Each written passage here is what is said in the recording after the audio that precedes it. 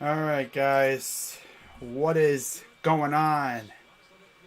We got some playoff basketball. We got the shorthanded Phoenix Suns in New Orleans to face off against the New Orleans Pelicans. Alright, watching some Blue Jackets hockey. Blue Jackets are absolute buns this year. Well, they had a great start, but, they've missed a lot of their good players, so... Oh, nice deflection by Elvis. Good job, buddy. But yeah, we got ourselves what should be a very, very good game coming for you guys today. As, I'm trying to think here. Oh, yeah, Pelicans versus Suns. History. We already know. Pelicans. You may be thinking, wait a minute, Crazy Dog. They ain't got no history. Well, New Orleans as a franchise, they've had the Hornets before. Yeah, we're buns. We're gonna lose this game probably in a shootout. This team freaking just is not good anymore. All of our scoring is out because, of course. But anyways, non-hockey related news, because who really watches hockey anyway, I do. 68. Oh, wow, this is the 69th total. Well, that's regular season games. 68 total regular season games between Phoenix and New Orleans, the Pelicans. 36-32. And there's the score. Yep, we probably lost. 36-32. Suns over the Pelicans overall. Again, they've only played a couple times since the Pelicans officially went to the Pelicans from the Hornets. But, yeah, Phoenix, they're a good... of course, that was way back when the Suns... We're talking about when the Suns were trash, too. They're good for the first time in God knows how long. Here's Voracek. And we lose. Yay! Good job, Jackets. You guys suck. Oh, well. At least they'll hopefully get a good lottery pick. Team freaking buns this year. We knew they were going to be bad, but damn. Freaking goaltenders can't even keep the damn puck out of the net. We're scoring a lot of goals. It's just we just can't keep the puck out of our net, which kind of shocks me. Enough hockey, all right? Let's stop talking about that garbage. So we got Suns, Pelicans, and the different variants. We've had Suns versus Hornets, the original Hornet, like the first time. 5-3, Suns over the New Orleans Hornets. And then there was that one time, or there was 2 or so years, 7 games, where it was the New Orleans OKC Hornets, back when Katrina hit. And the Suns took them down easily too. Then they became the Hornets again. Post Katrina and stuff, and the New Orleans Hornets, I think that was with Chris Paul and stuff. They took down the Suns. That was when the Suns were booty juice, pretty much. 22 total games, 13-9 Hornets. And then, as the Pelicans, the Suns have had the most success, 16-15 over the Pelicans.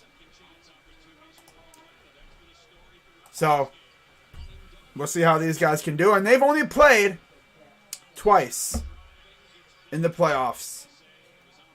This is the first time ever they've met. First time ever. It's crazy. One of the very few instances where we have two teams facing off for the very first time. They've both been trash at the same time, pretty much. And they've both been relatively good at the same time, which is this year. It's nice to see. Watching Heat and Hawks. 3 for Robinson is good. Oh, wow. And it's 94-80 Miami with 9:05 to go in the game. Now, there's a bit of an interesting situation in Atlanta. The game was supposed to start, at 7 or something, and there was a package discovered in front of one of the gates. So they had to shut down one of the gates to get into the arena. And so they actually delayed the start of the game by a little while. And in this case, also, it delayed the start of Phoenix and New Orleans. I don't know what time that game's supposed to start, but I'm sure it'll be starting here soon. let's check up on the other team that I love to root for, and I love to be disappointed by, the Guardians. They were losing 4-1 last I checked. Oh, they're at a freaking, I think, well, they're in a commercial, so it must be like between innings. Alrighty, so hopefully we get ourselves another great game. Now, overall, we all know about the playoff history with these two teams. Like, individually, though,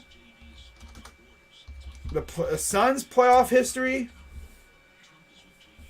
not a whole lot of history this millennium. As this is the second year that they've made the playoffs. Before these past 2 years with D-Book and Chris Paul, the last time they made the playoffs was 2009, 2010, and they actually had a very good run. Made it to the conference finals. That was, I believe, with the 7 seconds or less offense with Steve Nash and all them guys. That was in the late years of that run. They lost to the Lakers. Before that, it was 2007-08. They lost in 5 to the Spurs in the first round. Before that, they went to the second round, lost to the eventual champion Spurs. In 2005-2006, they lost in the conference finals to the Mavs. And then the year before that, they lost in 5 to the Spurs again. So, yeah. 2001, they lost to the Kings in the first round in 4. That was back when it was a best of 5, I believe. And then in 2002-2003, they lost to the Spurs in 6. Yeah, they lost in 6. So, and so far, man, they're facing a Pelicans team that, as we've seen, they're playing really good ball. They're playing some really good ball. They actually had a chance to maybe win game 1 against the Suns, but Chris Paul happened. And then they take game 2 when D-Book got hurt. It's unfortunate. You know, it's very unfortunate to see injuries happen, but, you know, I mean, it's basketball. It's sports. Injuries happen. It's unfortunate, but that's just the way it goes. Now, as for the Pelicans, their history has been as spotty as anything. You know, and I mean, look at this. Like, they made the playoffs the first 2 years in 2002-03. And then 03-04, they get beat. Of course, this was, I believe, when the team was first established as the Hornets. They moved, I believe, to New Orleans from Charlotte. Charlotte got an expansion team right after that, called it the Bobcats, and all that garbage is history. But yeah, New Orleans made the playoffs first 2 years. 2 straight years in 02-03 and 03-04. Didn't do much. Missed the playoffs 3 straight years. They're back in 07-08. They make it to the conference semis. They lose to the Spurs in 7. And then 08-09, they lose to the Nugs in 5 in the first round. Miss the playoffs the next year. Come back, lose to the Lakers in 6 in 2010-2011. They miss the playoffs 3 straight years again. And then they run into the Juggernaut Warriors in 14-15. They lose in 4. Then they miss the playoffs 2 more years in a row. But then 2017-18 comes around. And they come out and they shock everybody. And they took down the Trailblazers in 4 games. And then they lose to the Warriors in 5. But hey, you won a playoff series. Good job. First playoff series win since 2007-2008 that year. And then they miss the playoffs 3 straight years. Of course, they trade AD. They get Brandon Ingram. They had Lonzo Ball for a little bit. They had Julius Randle. They had Boogie. They had all these guys. They were squandering teams and everything. And then, what do you know? They make the playoffs this year, and they're actually pretty good. Like, they're good. And if I'm a Pelicans fan, I'm loving this team right now. Barkley said that 93 Finals pisses him off every single day. Yeah, I can imagine. But here's Trae Young to the corner. It is 98-88 Miami, 7:14 to go. Ooh, going up against Dedmon. Wow, Okongwu showing no fear against Dedmon. All right, look at this guy. Look at this guy over here, man. Look at this dude. Look at this dude. Look at this man over here, man. Atlanta staring down the barrel of a possible 3-0 deficit. And there's Kyle Lowry. Kyle Lowry! Yeah! But, man, dude, I'm excited. This is going to be a fun game. You know, no D-Book. I mean, it sucks. But if you really think about it,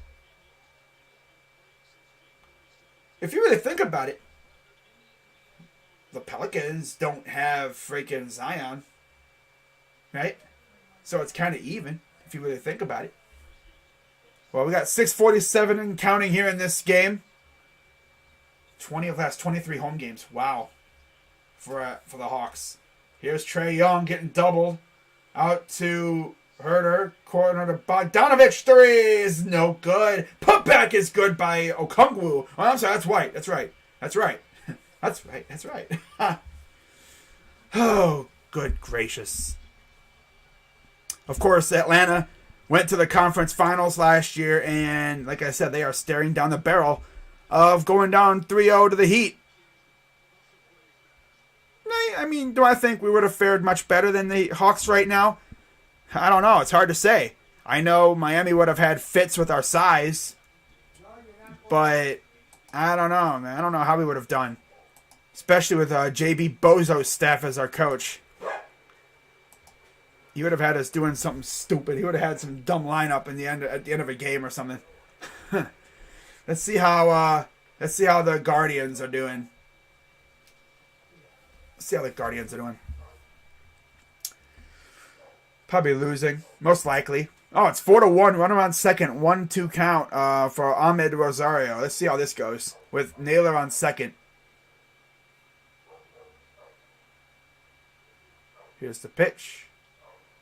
Grounder. Oh, nice job, Ahmed, you bum.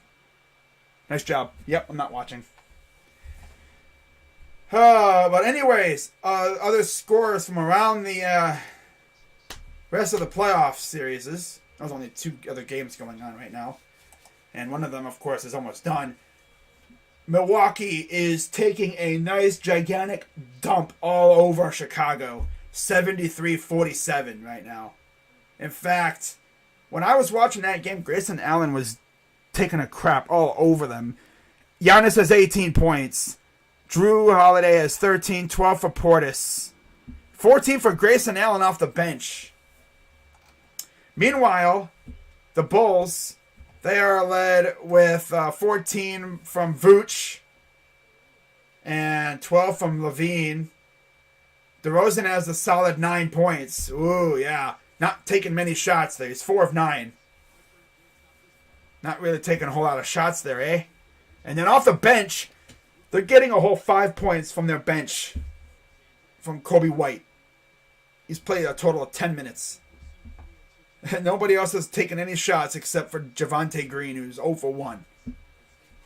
So their bench is not doing a damn thing to help them out right now. 13-6. No, 13-8 third quarter for Milwaukee. So we are actually underway. I don't know what channel this game is going to be on because... okay. Is it going to be on ESPN2? Here we go. Okay, we're good. Wow.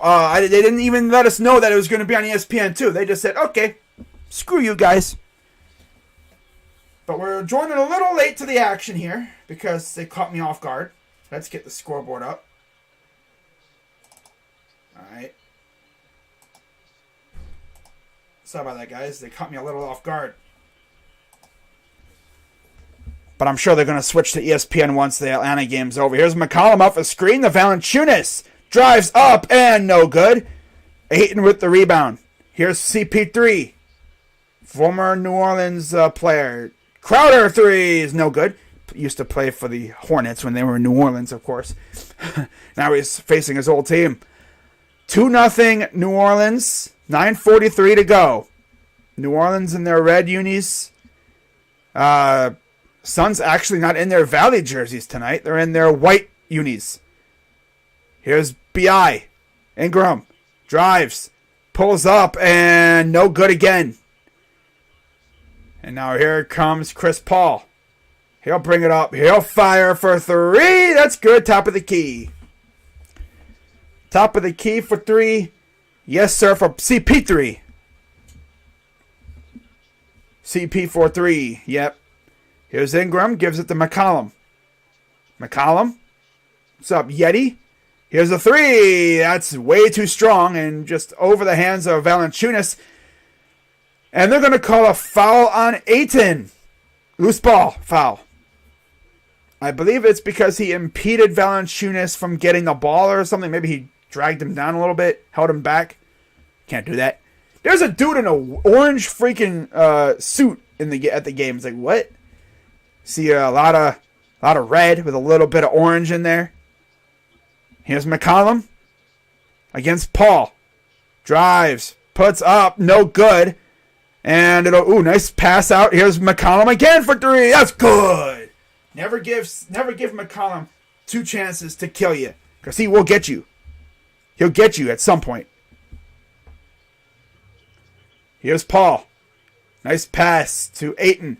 Ayton drives up and good for DeAndre Ayton. Ingram takes it the other way. Guarded by Crowder. And here's Jackson Hayes, who also was technically involved in that AD trade. The pick that became him, I believe, was involved in that trade. Oh, step back. Ooh, get him, McCollum. Ooh, but he missed the shot. Such a buzzkill when they do that. 5 apiece. 8:06 to go. Here's Paul inside. And Bridges missed the shot, but there's a foul called. Got to get in the groove here, man. You know, they caught me off guard with this whole switching the station thing.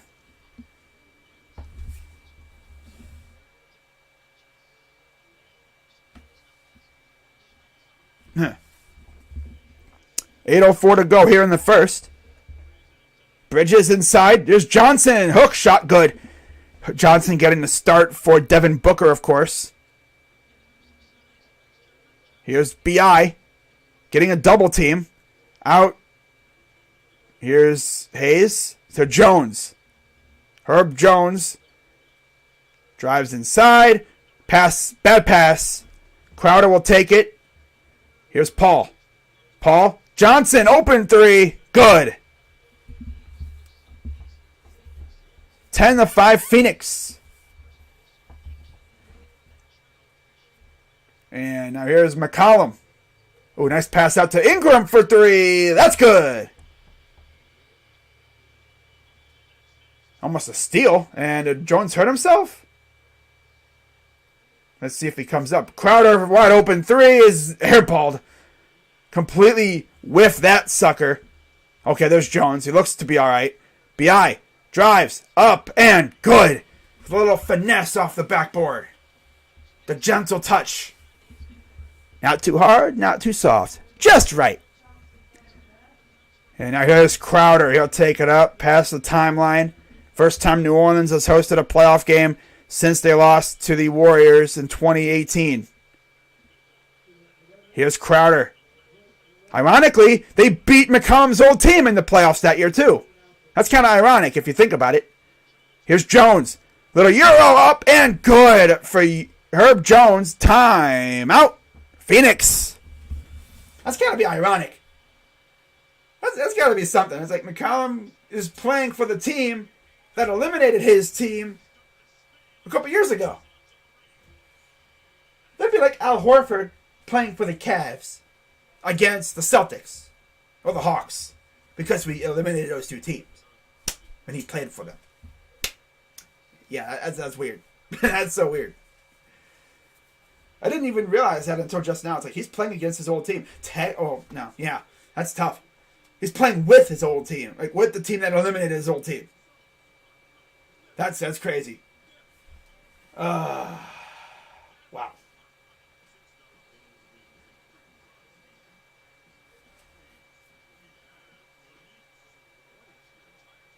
Well,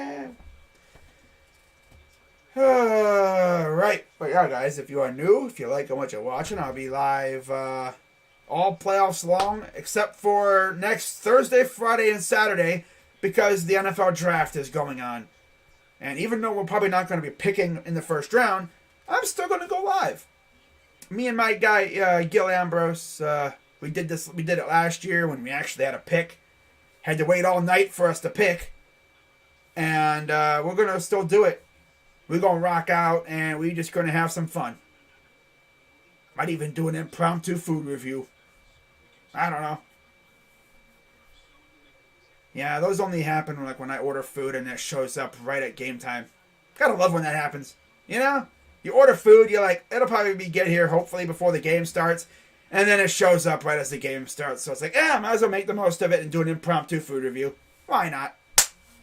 Why not? Couldn't hurt. And it usually doesn't. Except I don't like doing those during like basketball games because at least with baseball I could take a break, munch down a little bit, grub a little bit, and then call a pitch, grub a little bit, call a pitch, grub a little bit, call a pitch. Even with football, but I usually wait until after the game to really eat anything because, I mean, it's early enough in the day where I don't really have to worry.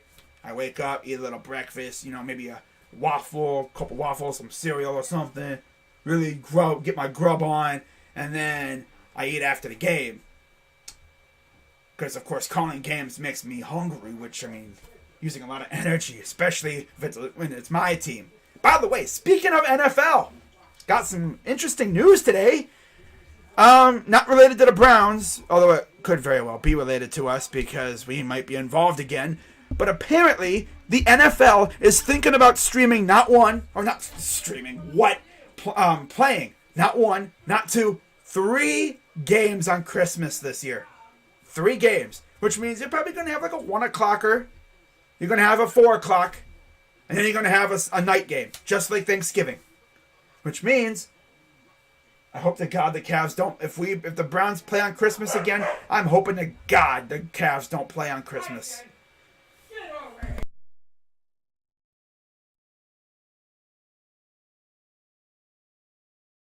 There's Devin Booker on the bench. Dogs acting belligerent again as usual. So here's CP3 taking the ball up the floor. Down 12-10. What if we sent Baker to Carolina? I would actually like that. Oh, nice job by Ayton. Good job by Valanciunas to not foul, too. I would actually not mind that. I'm sure Robbie wouldn't mind that either. He actually said, I don't want to play with Baker. By the way, did you guys see Baker's statue unveiled today? Looks nothing like him. Classic. Here's Valanciunas. Nice pass, and McCollum gets hit from behind as he was driving to the hole, and he believed there'll be no shots coming up. Career games missed due to hamstring injury. 2021, December 7. January 21. 4. February 9th, 2019. 2. December 2018. 6. October 2018. 3. In fact, let me get their record real quick here.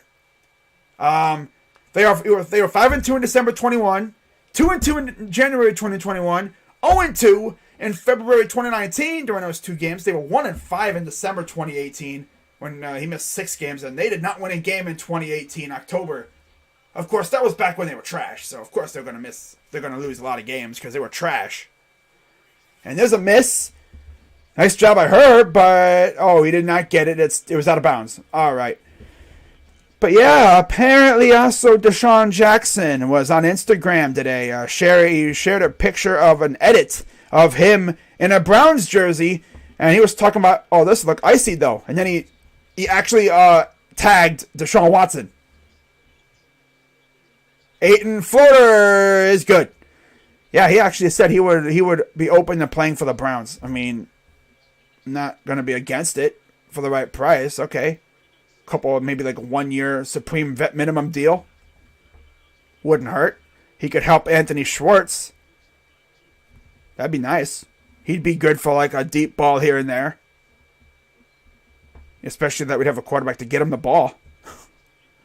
Jones, the inbound in the corner, gives it to Valanciunas. Hands it off to McCollum. CJ, pull up, jumper good. Sent Baker to the Commanders for a 2nd round pick. Nah, I don't think we'd be getting a 2nd rounder for him. We're probably going to get a day 3 pick for him. There's a 3 for Ayton, and that's good. Oh, wow. Ayton pulling up threes now. Okay. Ayton hitting threes. That's tough. Ingram getting guarded by Crowder. Here's Valanciunas. Gets contact and no bucket, but he will have 2 shots coming up. But yeah, let's take a look at the score updates. Deshaun Jackson, damn near 40. I know he is. He says he's probably either retiring or he's going to play probably like 1 or 2 more years. Probably 1 more year. Milwaukee's up 30 and Atlanta's up by 2 with a minute 3 to go on ESPN. Atlanta's trying to stave off elimination. Free throw up and good for Valanciunas. There's D-Book. JaVale McGee sitting next to him as looks like Ingram will be coming out. Trey Murphy checks in. Hey, y'all, Trey. What's good, Trey? Valanciunas with 1 more shot from the line. That dude's got there's a dude who has a fat head of Chris Paul's face. That's gotta be weird. Looking in the crowd and seeing a fat head of your face up there. That's weird, bruh. So 4:43 to go. Paul. Pull up J is good. Straight cash from the inside the arc. Here's McCollum against Bridges. Drives in, lost the ball, got it back. Little contact. Calls for Valanciunas to come get it, gives it back. There's McCollum. The lob ahead is good off the glass. It was a little floater. I thought it was a lob, but went off the glass with finesse. Here's Paul against Murphy. I'm sorry, it's Jones. Now he's got McCollum on him. Paul. Go to Valanciunas. Nice pass. Ayton, floater, good. Mid-range jumper. Not a floater. Mid-range jumper. Going to be the first team in NBA history to come back down here 0-3. Nah, I don't think so. Not against the Warriors. I doubt it. Ingram, no good from 2. Here comes the Suns. Pass up ahead. Ayton, up. Too easy. Time out. New Orleans. All right, let's go check on this other game here. Let's check up on this Hawks game real quick while they're on timeout. All right, let's do this. Okay, so it's 110-109 Miami with less than a minute to go. Again, Miami, there you go with the 0-3 thing. If Miami wins this game, I mean, is that going to be GG's for the Hawks?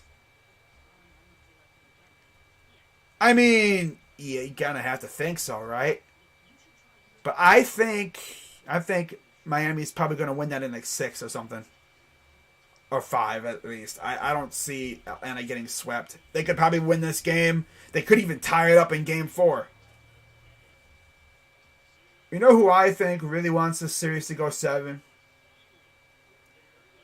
Whoever's in the 4-5. So it'd be that would be Milwaukee or Chicago, right?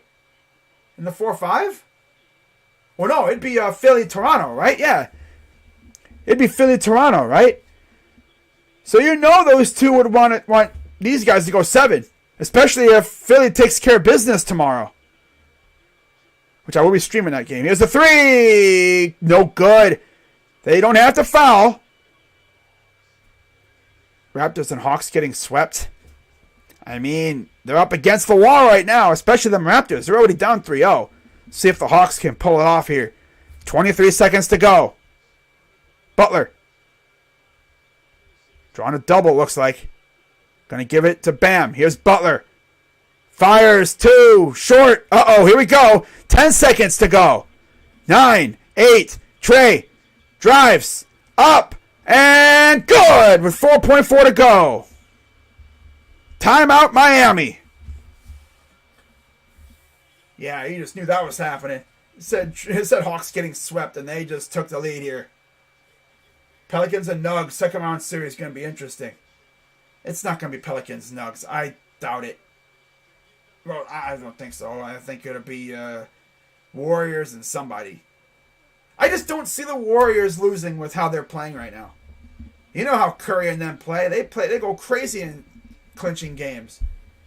Besides, they win game 4. They have at least a week off. You know they want that week off. You know that? For real.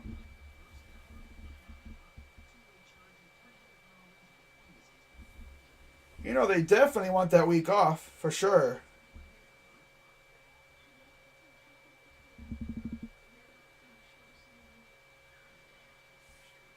Cal Quantrill making the start tomorrow. Dope. Need that. Need Cal Quantrill to start tomorrow. Need that more than anything right now. So it's 23-18 Phoenix. I have the score up there. I'm calling the Atlanta game because possible buzzer beater coming up here. Hawks trying to stave off a limit, at least going down 3-0. Trying to extend the season at least another game. Without, trying to extend the series at least 5 games.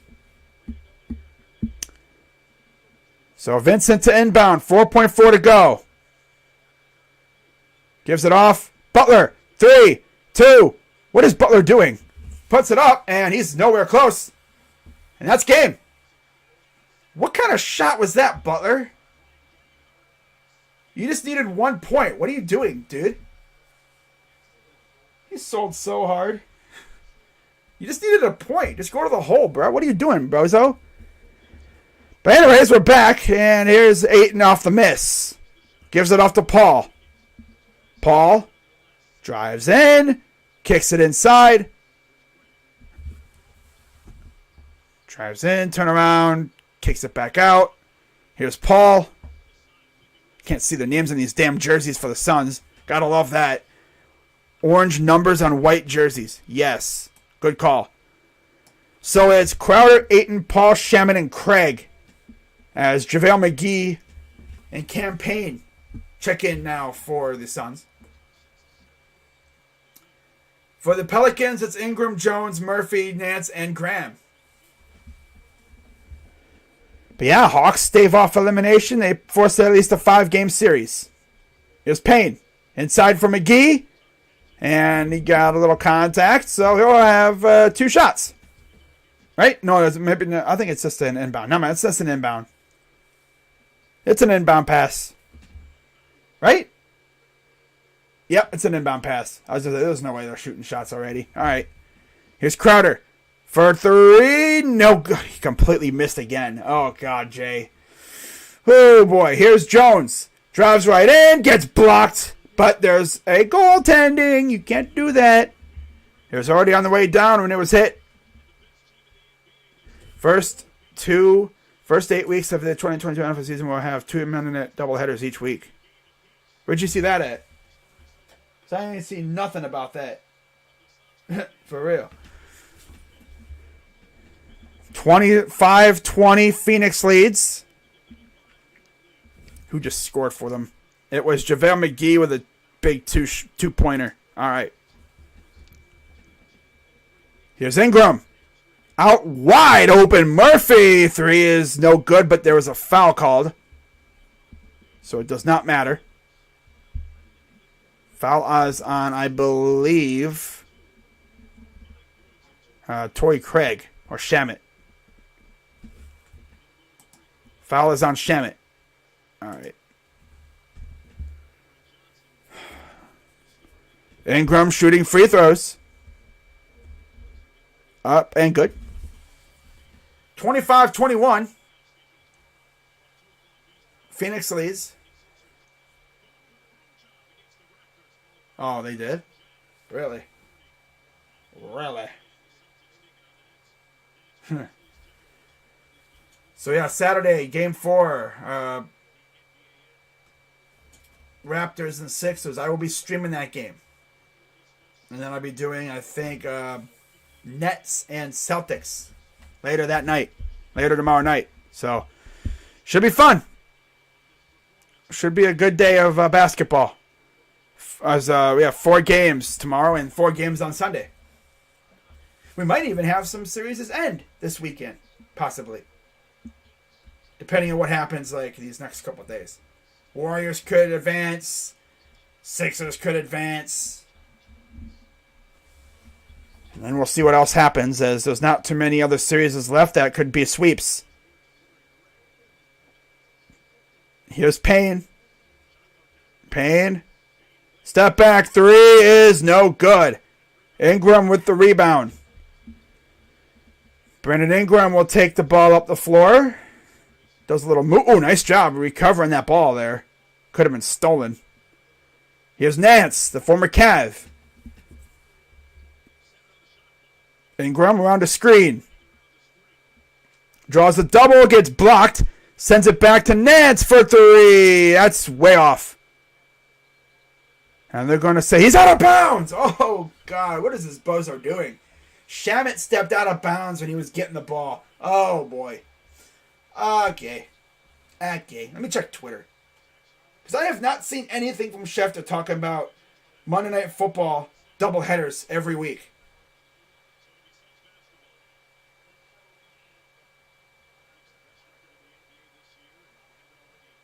Huh. So, or is it going to go back? Wait, what happened? Oh, okay.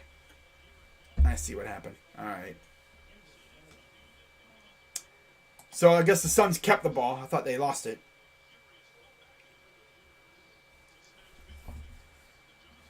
Here's Johnson. Open three is no good. Another whistle. A lot of whistles so far. Y'all see the Baker statue? That thing looks ugly as heck. Someone says it looks worse than the freaking Ronaldo one. Oh, boy. Who is this? Wrong answers only. Bruh.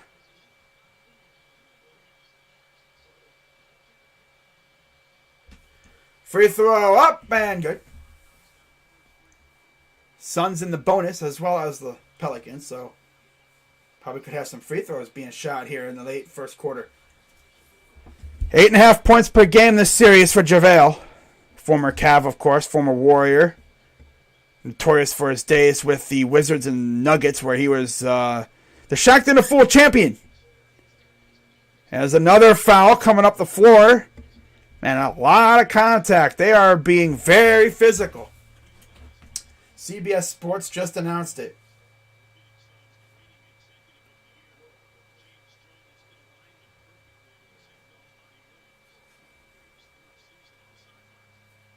Well, I haven't seen anything. Bleacher reports say something, right? You would think. Wow. Free throw is good. It's a 3-point lead.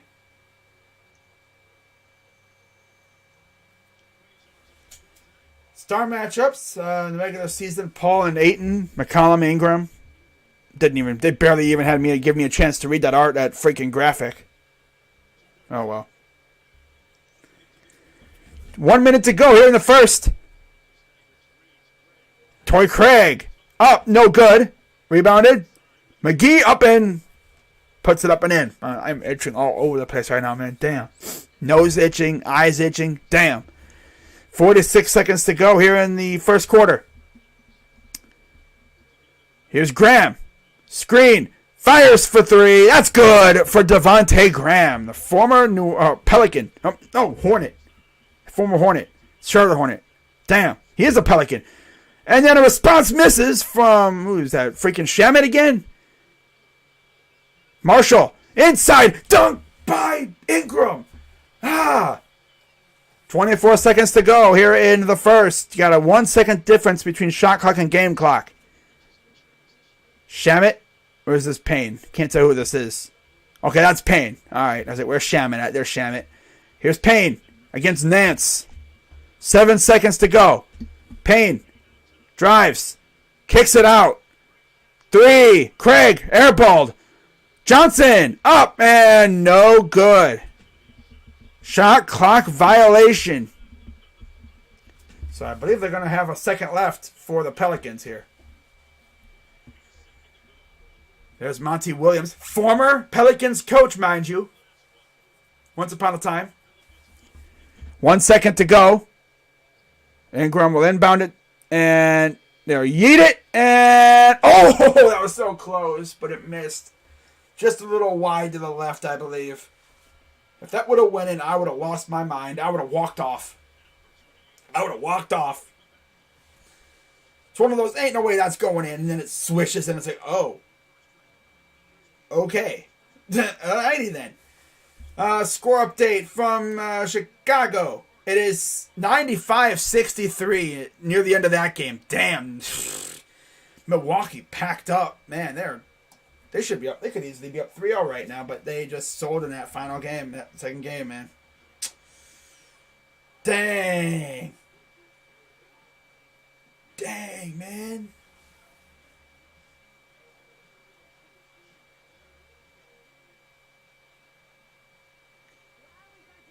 I knew this was going to be a great game. Just like I knew that DeRozan was going to go crazy in the last game for them, and as you know, he did. He went berserk. 40-some points, I think he had. The media refusing to hold Baker accountable for anything. That's hysterical.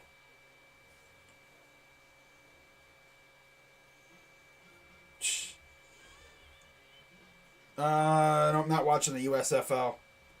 I don't even think really anybody's watching the USFL. I'd rather watch playoff basketball than USFL football.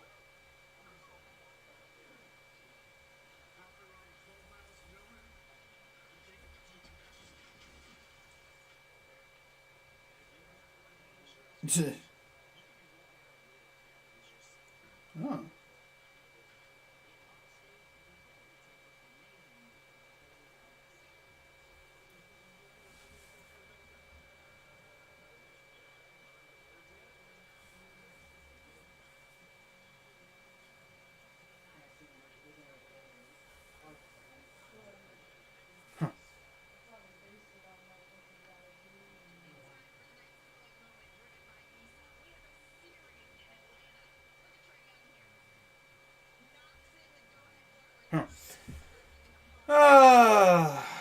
Just checking the Twitters while we wait for this game to resume.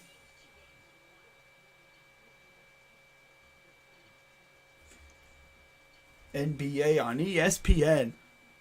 Brandon Whedon's having a game. What is he in the USFL? I didn't even know. What is he, like 40 by now?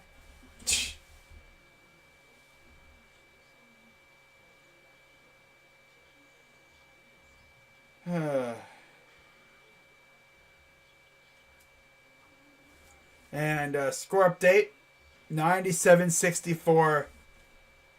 6:43 to go in the fourth. It's 99-64 Milwaukee. Wow, that's tough, man. That's tragic. That is just sad, man.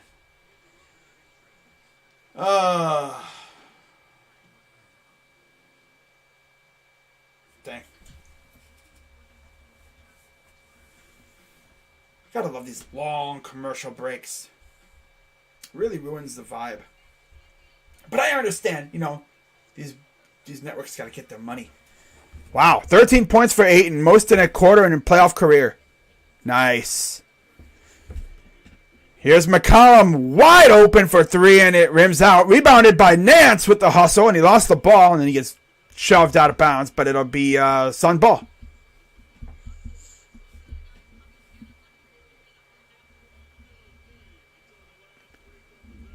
$13 for DeAndre Ayton. Nice. They're interviewing Monty Williams right now. Nice little split screen action. Here's JaVale. JaVale McGee. Oh, lost the ball. Here comes McCollum the other way. He's going to drive. Kicks it out. Pass open for three is good. I think that's Devontae Graham. That was Devontae Graham with that huge three. Open for business. Here's Paul. Gives it off. Shamet. Here's Bridges. Inside for McGee. JaVale McGee. Pass inside. Gets blocked by Larry Nance. Nance had the quick glance at the ref to make sure he wasn't fouled. Corner three. Ooh, I thought that was going. Nance again with the rebound. Open. Graham. Bang. Ooh. Devontae Graham, bro. Look at this dude. Going crazy right now, man. Hitting two big shots in a row. Keep it up. Guy named DG going off. I'd love to see it. Paul. Floater. And the dunk by McGee. Of course, McGee helped the Lakers win that bubble ring in 2020. Hate when you get something in your nose and it's like lagging there. It's like, ugh. Sucks. It bugs the crap out of me. Here's Graham. And we got a foul on Paul. Kind of hugged him low-key. Hugged him from behind low-key, man. Can't do that. Look at the block by Larry Nance. Oh, get him, Larry. Get him, Larry. Devontae Graham, big three.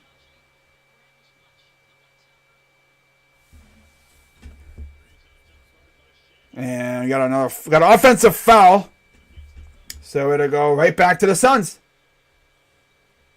Right back to the Suns.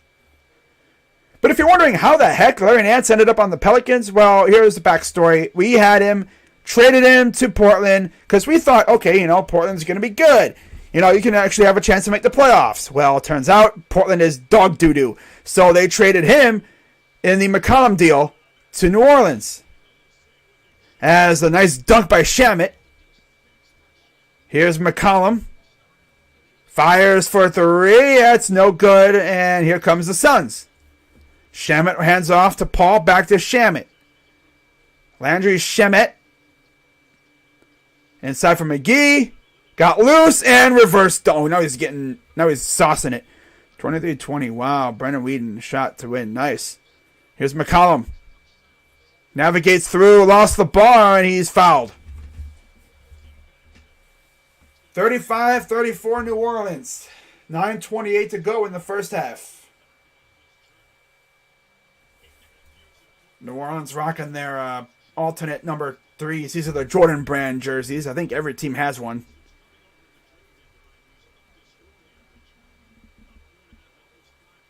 So we got 2 shots coming from McCollum. First one up and good. Got one more. Looks like Marshall will be checking out of the game. Najee Marshall, yep. So let's see who's in. Okay, so JV returns. McGee and Johnson checked out for the Suns. It'll be Paul, Shamet, Bridges, Ayton, and Crowder for the Suns. Valanciunas, Nance, McCollum. Can't tell who else is out there. Okay, and looks like Jones and Graham for the Pelicans. All right. Coming the other way. Here comes the Suns. Here comes the Suns. Paul drives in, navigates around a screen. Kicks it out to Ayton. Floater, no good. Too much oomph on that one. As here comes Graham, the former Hornet. Over to McCollum.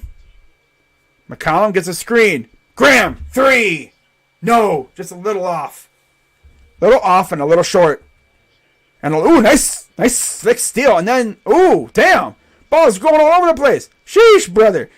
And now they're on the ground having a wrestling match, and it'll be a jump ball. That ball changed hands like 4 times in a second. It was with the Suns. Then it was jarred loose. Pelicans ball.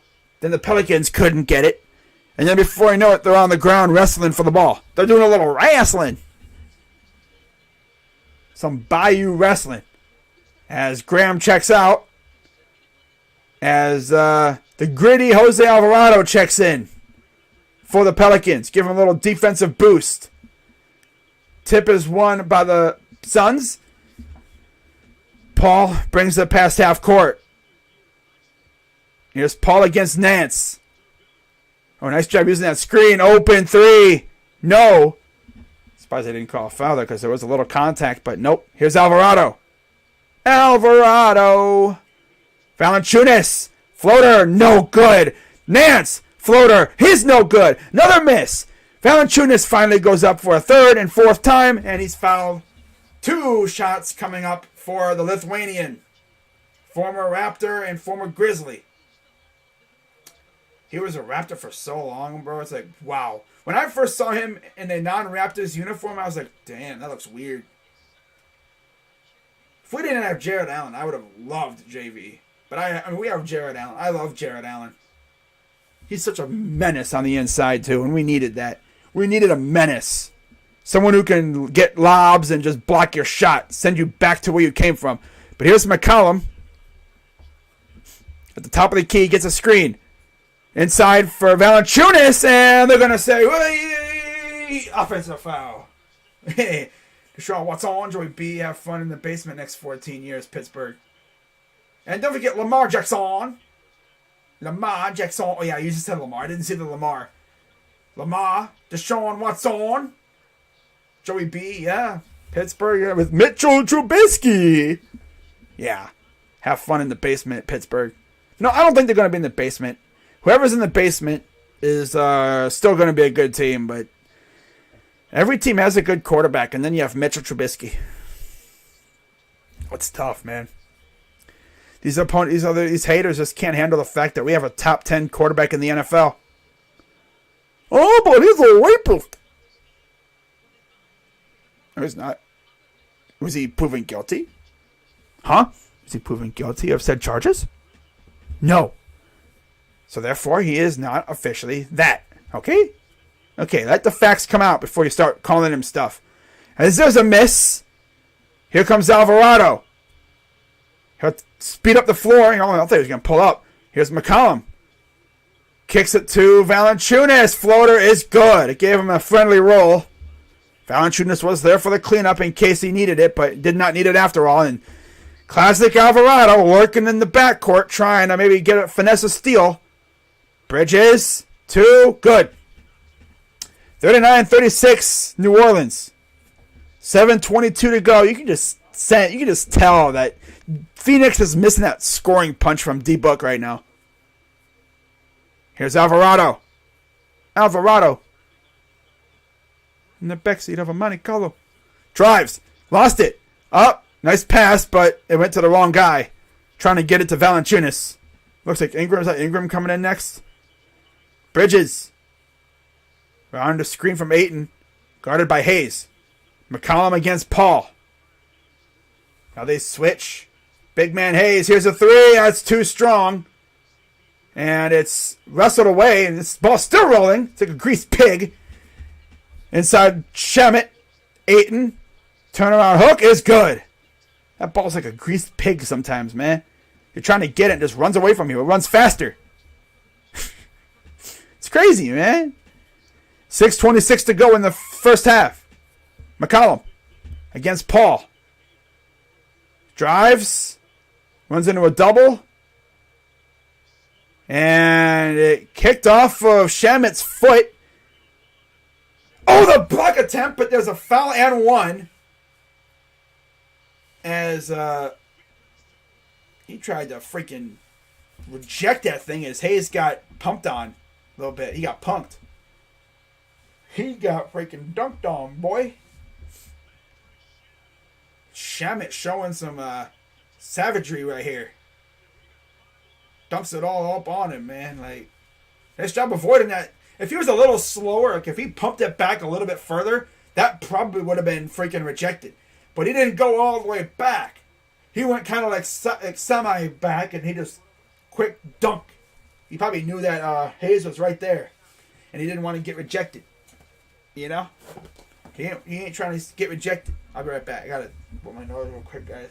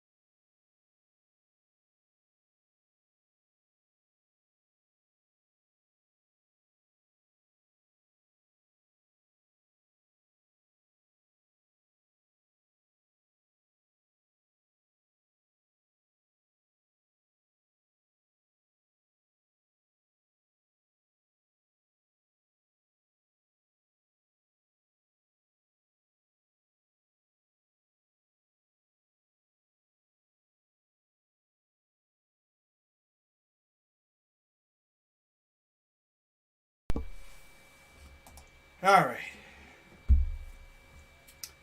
I'm just hoping for a good game, and so far, that's exactly what we're getting.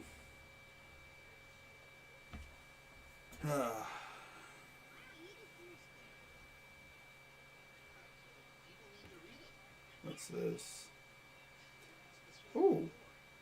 A snippet from a Chris Fito article. Sources maintain Rubio and Cavs are interested in running it back. A source called Rubio signing in Cleveland highly likely. Rubio recovering in Spain from a second career 20 ACL. Won't be ready until November or December at the earliest, which means a competent third point guard. Altman pointed to shooting and size as two off-season focus areas. That would be amazing. Bring back Rubes. Bring back my Spanish Jesus. I need to see my Spanish Jesus, bro. I need that. If he comes back with the long hair, too, oh my god. But I'm telling you, man, like, Rubio, he had this offense rolling, too. Like, it's not like we were suckish without him, but, like, we just didn't have the good vibes, you know? It just wasn't there.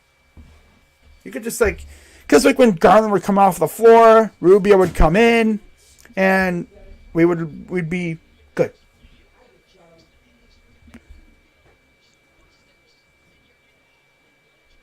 But that dunk, though, had the Suns bench going crazy.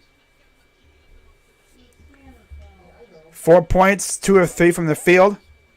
Milwaukee got the win, 111-81, so they are now up 2-1 in that series.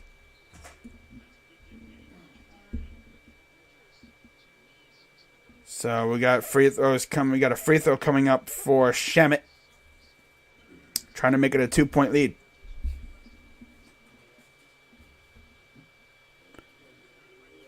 Free throw up and good.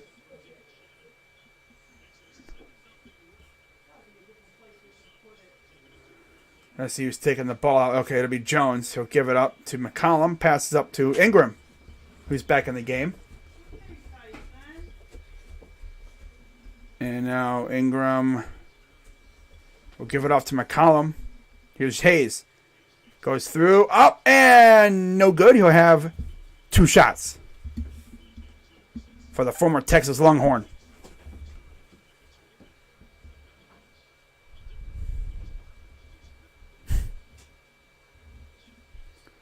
I miss the days when we had Shaq and LeBron. Yeah, those were fun days, but too bad we didn't really have much around them. 5:55 to go. Free throw up and good. My dog literally got scared because something fell out in the living room or in the kitchen. My dog comes running, trudging in here like... It's so funny. You get so scared. It's like, bro, what are you scared for, man? Damn, chill. If he hears a loud noise, he either freaks out or he runs away. Like, come on, dog. It's like, all good. It's all good. Paul. Nice pass to Ayton. Back to Paul. Here's Crowder to Ayton against JV. Ayton, nice little hook. Up, no good. Crowder with the putback. Crowder, the cleanup crew. All right. Here is McCollum against Shamet. Drives in. Fade away. Good. Was that Crowder trying to draw a charge or something? Oh, now we got a little... Ooh, we're getting chippy. Ooh. Jackson Hayes and Crowder getting at it. Ooh, yeah. Let's go, man. I want to see them beefing, man. I want to see beef, man. I want beef. I want these two teams to hate each other. I want these guys to get up in each other's face and then talk some major ish, man. I want to see a fight. Man, if I see a fight... Oh, yeah, Jackson Hayes is heated about something. Let's see what happened here. So, there's Crowder. Oh, he just went up and shoved him. He just straight up went bam. Crowder seems like a guy who's like extremely fake tough. Like, you just randomly just shoved him. Like, what was that for, Jackson? Damn. What did he do to you, bro? Crowder, of course, isn't going to take any of that. Although I don't know why, but Crowder seems like a fake tough guy. He just seems like a very fake tough guy. Everyone all stands up in unison. I don't know what the heck freaking Hayes was thinking there. He just randomly, like, bam! Just clocked him randomly, just like shoved him. Like, what was that for, dude? What was that for, bruh? Damn. What did you do that for, man?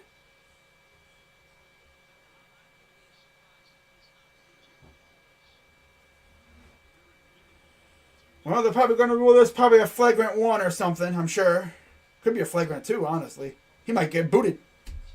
He might go bye-bye. Sent to the showers a little earlier than expected, eh? Very possible at this point.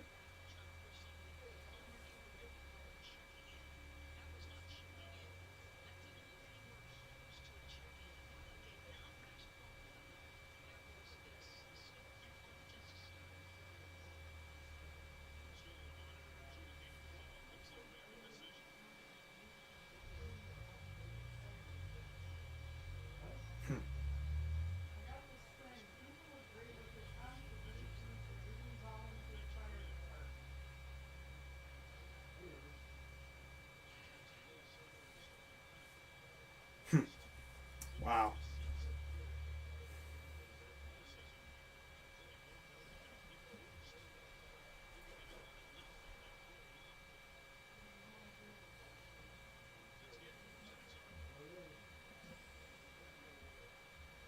Here's the call. Coming up here soon, I think.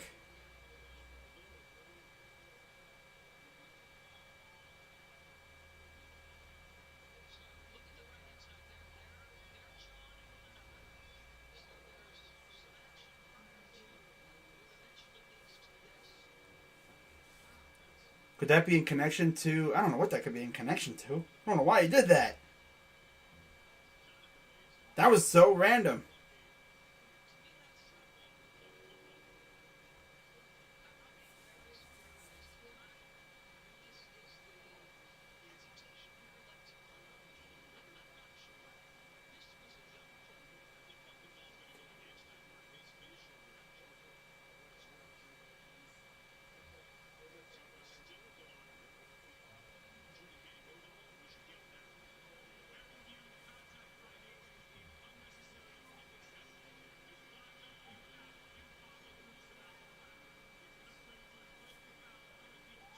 Ooh, he's out.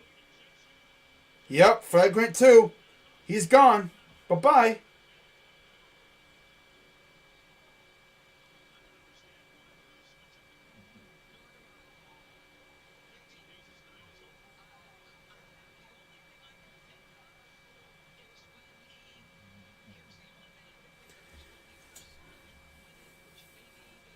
I don't know why you did that. That was so weird. So out of nowhere. Like, why would you do that, bro? So random. So free throw is good by, I guess because there's a tech free throw for Ingram. He made it, I believe. Like, he just wound up and just, bam, shoved him.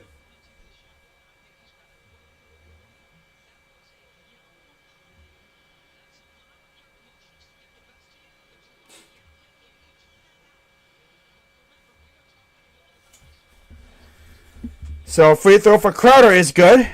We're tied at 44. Now he's got one more free throw. So Hayes' night is over after essentially 1.5 quarters. And he makes both free throws. Now Bridges will inbound in the corner. On the side there's Willie Green, former Suns coach, I believe, too. That's interesting. Gotta love it when you have an assistant facing his former team. Kicks it out. Open. Shamet 3 is short. Ayton with the rebound. Gives it to Crowder for 3. That's no good. Man. Could have really used that.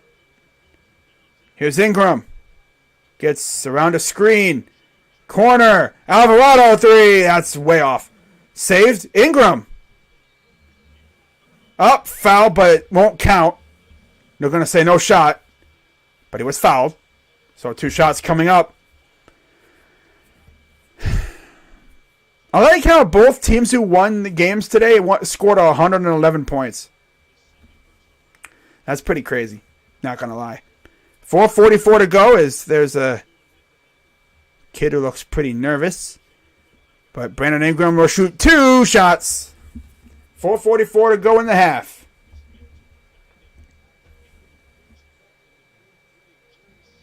Free throw up. Good. No, it trolled again. Damn, how many times is it going to do that? It looks like it's going and then it just rolls off. Yeah, Pelicans in the bonus. 4:44 to go here in the first half.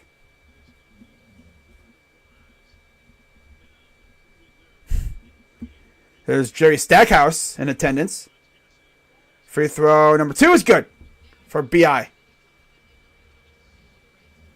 Here's Paul taking it up the floor, guarded by Herb Jones. Paul inside, and you got a foul on the floor.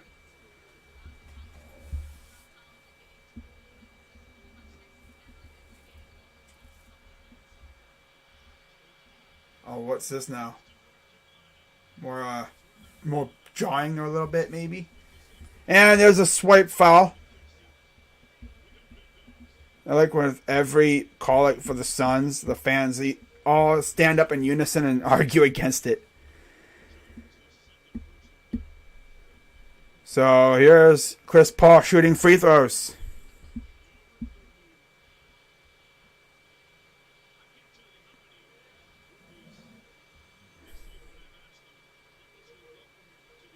Free throw up. Good.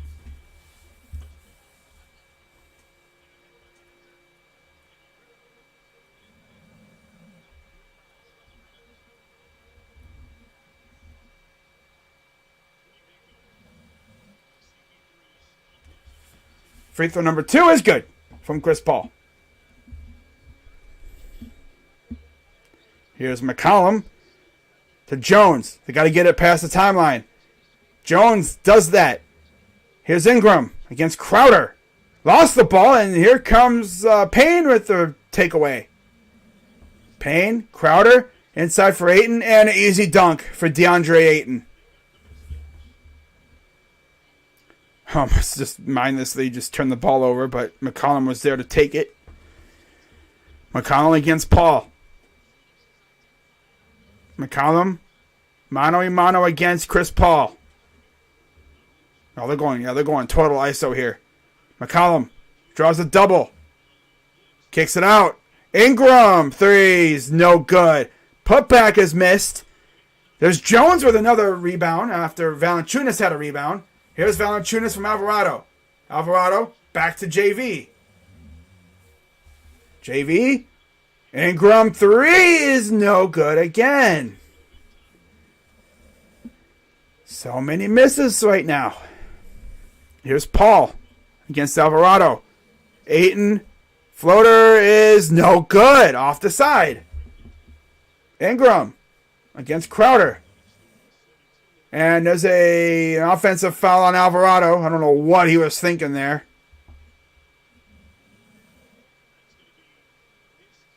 Third foul on Alvarado. I don't know what you're thinking there. Especially with Crowder.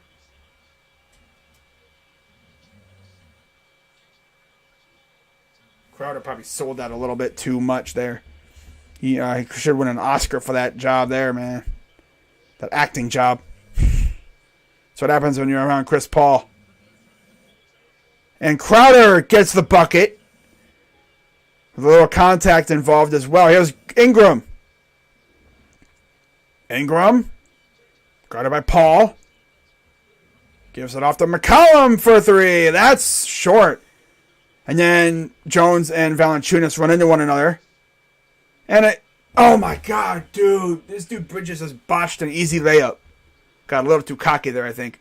McCollum drives and he's fouled. 2:28 to go in the half. Timeout, New Orleans. This game is going by so slow. I mean, it has been officially an hour, and we're just now getting close to the second halftime. This game was supposed to start, I think, what, 9:30, 9:45? But due to the crap in Atlanta, the whole bomb thing, or not a bomb, but like a package thing, they had to push the game back, which pushed this one back, I think, a little bit.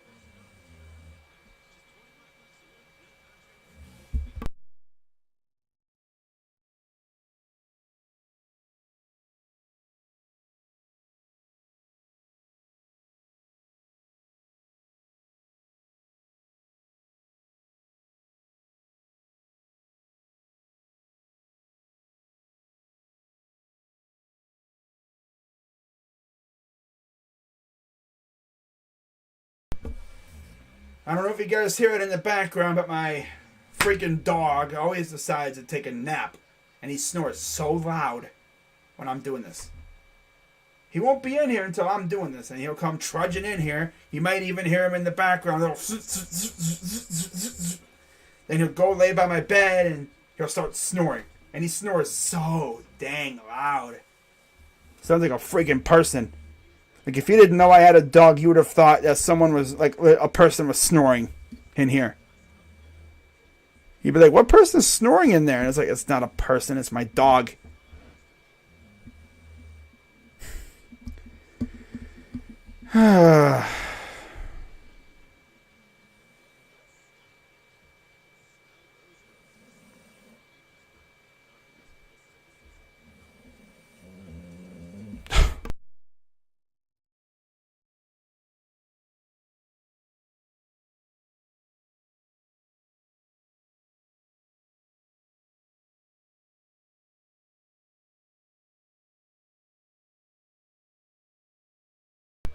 God. Sounds like a person.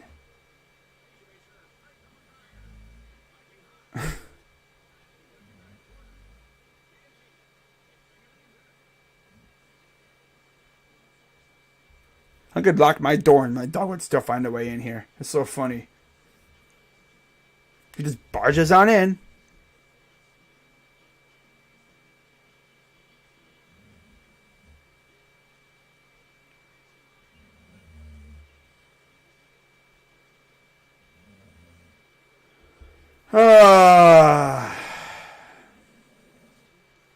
Hockey on Saturday. Nice.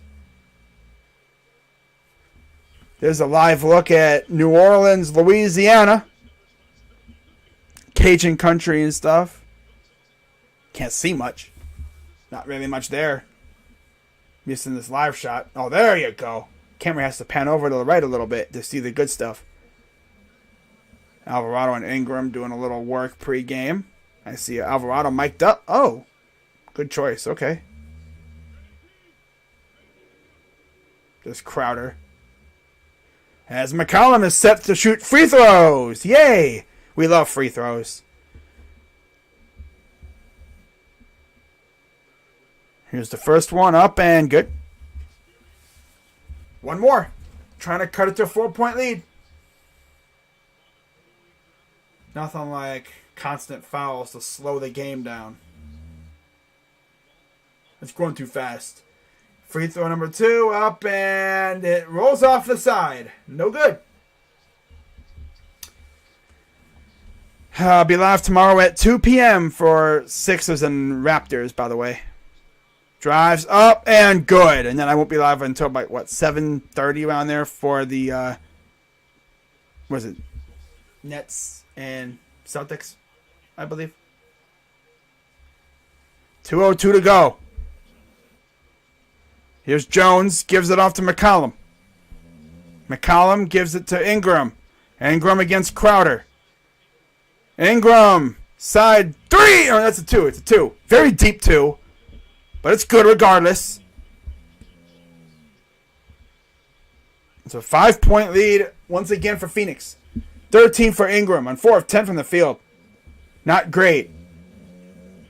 And here's Payne. Gives it off to Bridges. Ayton. Working against Nance. Turnaround hook is... It's good. That thing took forever to roll into the hoop, though. My goodness. I thought it was going to go like do a couple laps around the hoop before it went in. Here's Nance. Nance gives it to Jones. Jones to the corner. Graham got him to jump. Threes. No good. And here comes the Suns. Paul. Going to drive. Inside. Oh, nice defense. And we're going to say a foul on the Pelicans. You know what, guys? I'll be right back.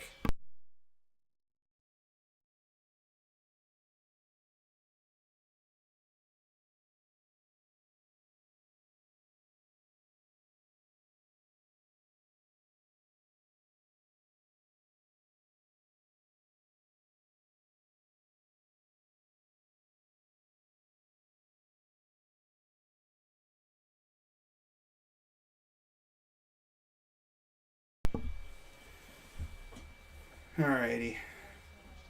50 seconds to go here in the half.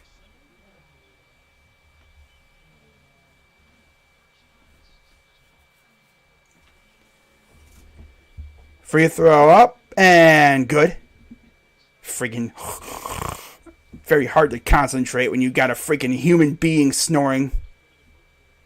It's not even a human, it's a freaking dog. Very hard to concentrate when you got that going on. One of those noises that just grinds at you. Here's Nance. And we stepped out. Oh, we traveled. Oh, he shuffled his pivot foot.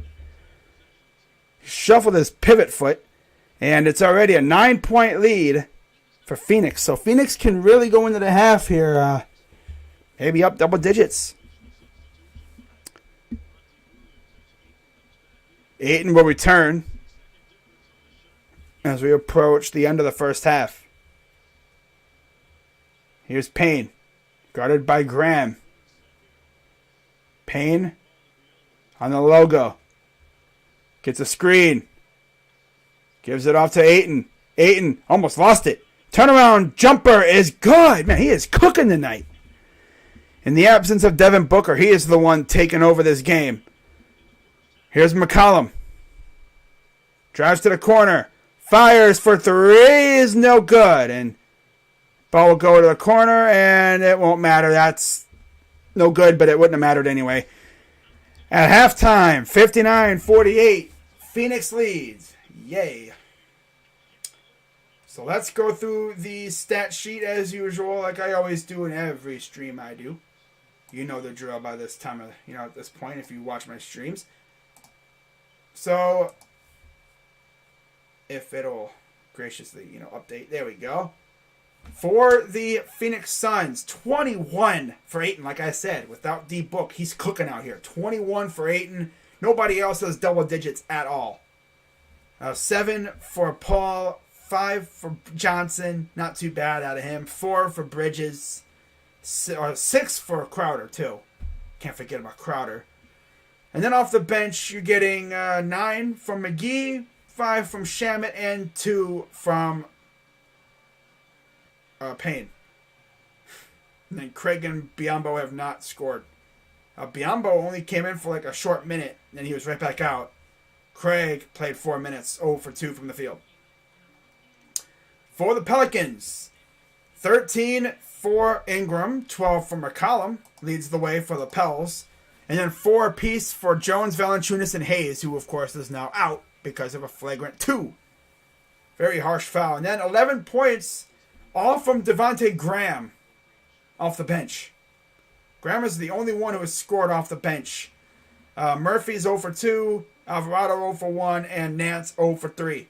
Nance has played over 10 minutes. Has not scored. He has 4 rebounds. 5 for Graham, too. So it's not like they're just doing cardio. Like, they're actually contributing, a little bit at least. But you'd want to see more out of them, I'm sure.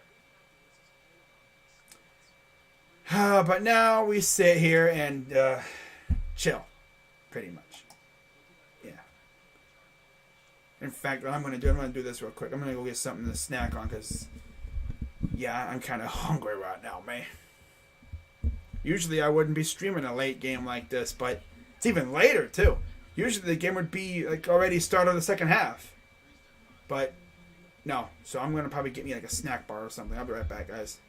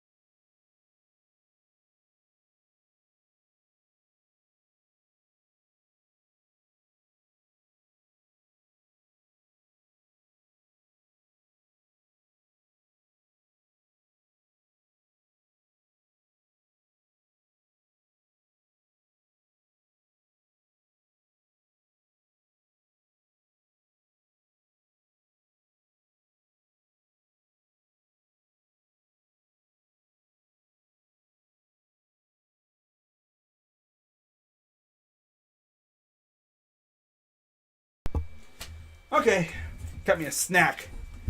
Do a little impromptu snack food review, I guess. Pass the time. Nothing else is going on. It's 11 o'clock on on a what a friggin' what is it, Friday night? Yeah, 11 o'clock on a Friday night.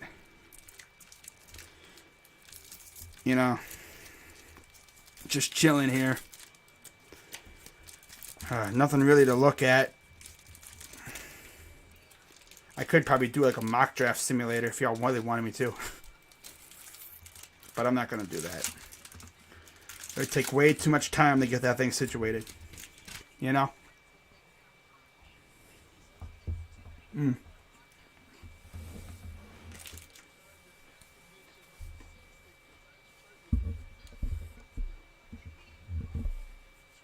I'll be right back, guys.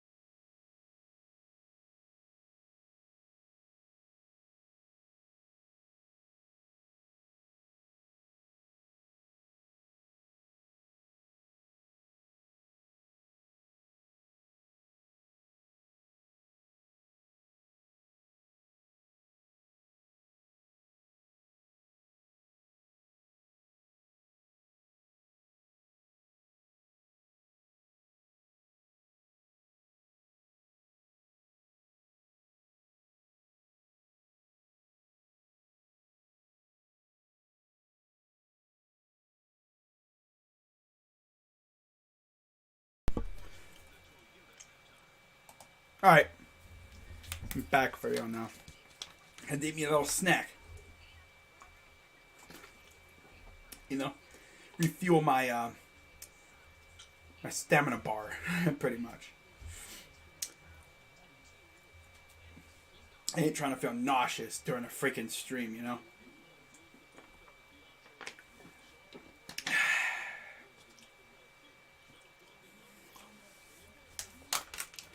And contrary to popular belief, I do drink water. That's, of course, most of the time you see me, I'm drinking soda, but I'm drinking water. See, look at that. I've drank water before. Usually I drink water like when I'm, about to go to bed, and everything. Or like on a very hot day. Problem with pop is that it makes you even thirstier, depending on what you're drinking. Water, of course, quenches that thirst. But Gatorade is nice too.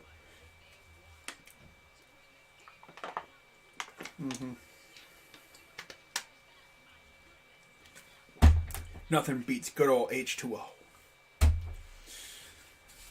But we're at halftime now.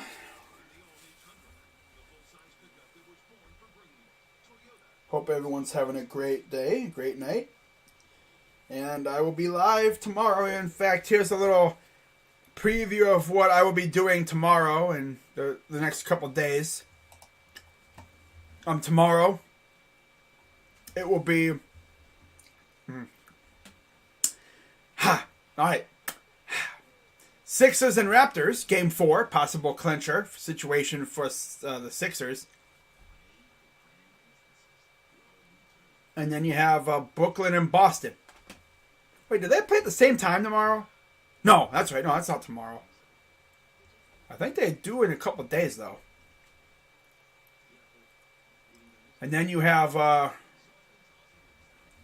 24th. Warriors and Nuggets. Of course, the Warriors can clinch as well. And then I'm thinking about doing Miami and Atlanta, which was originally thought to have been a possible clincher, but now Atlanta can possibly tie the series. Imagine that. Got to give them major props for avoiding going down 0-3, man. Because you know the record when teams are down 0-3.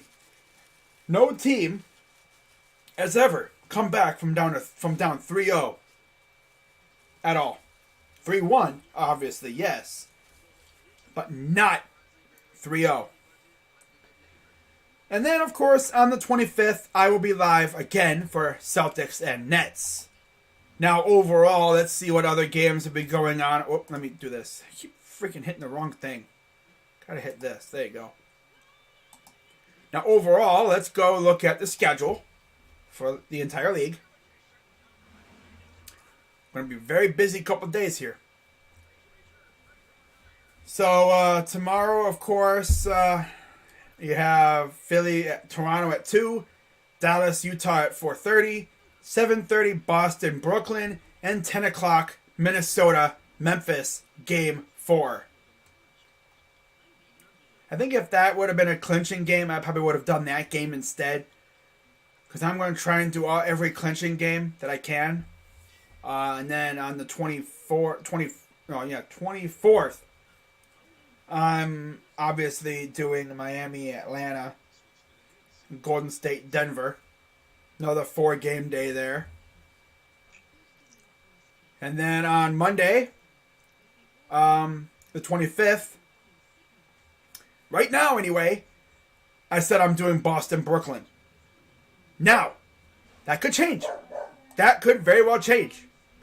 If, let's say, Brooklyn wins tomorrow. Right? Brooklyn wins tomorrow. I will do Philly and Toronto on Monday. Because that is, if that game even is even played. We got to see if Philly takes care of business. And then obviously if Philly does, then I'm going to do Boston, Brooklyn. But if not, Philly, Toronto takes over that series. Now, if Boston wins tomorrow, then again, we're going to have to see if Philly can take care of business, because obviously they play at the same time. Another genius scheduling move by the NBA, having possibly 2 clinching games going on at the same damn time. Actually, there could be 3 all going on at the same time. Yeah, great idea. Great idea, guys. Good idea. Great job scheduling that. Great idea. 3 clinchers going on at the same damn time. Nice. Might have to do a doubleheader on Monday if that's the case. You know? Dallas, Utah would be a one hell of a way to cap it off, too. And then on Tuesday, again, we're talking game 5s, so we'll see what happens. But I'll have more information on that coming up here. But we are about ready for the start of the second half. So let me get the scoreboard back up for y'all, and let's get back to some action here. Had me a couple of those freaking Nutri-Grain bars. They refueled me pretty good. I'm feeling good. Ready for the start of what should be a very lit second half. So there's the scoreboard, and we are ready to go. There's DeAndre Ayton as the Pelicans will inbound. DeAndre Ayton, 21 points, most and a half in playoff career. Jackson Hayes ejected with 5:53 to go. And I believe Phoenix went on a 16-5 run after that. Here's Ingram. Got it by Crowder. Only thing is now I got the stupid little grain pieces in my mouth now. Ugh. Here's Valanciunas. Lost it. And here comes Bridges. He'll give it to Crowder to Paul. Paul to Crowder. 3. No good again. He is selling so hard. He's been doing that all for a while. McCollum wide open 3 is good. Man, McCollum, if you would have missed that, I would have wanted you off like the floor. Just get off the floor with that if you missed that. But he made it. 8-point lead now for Phoenix. Crowder gives it to 8 and turnaround. Jay is no good. Here's Ingram.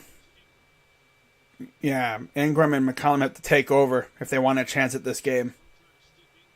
And also could use some help from like Herb Jones too.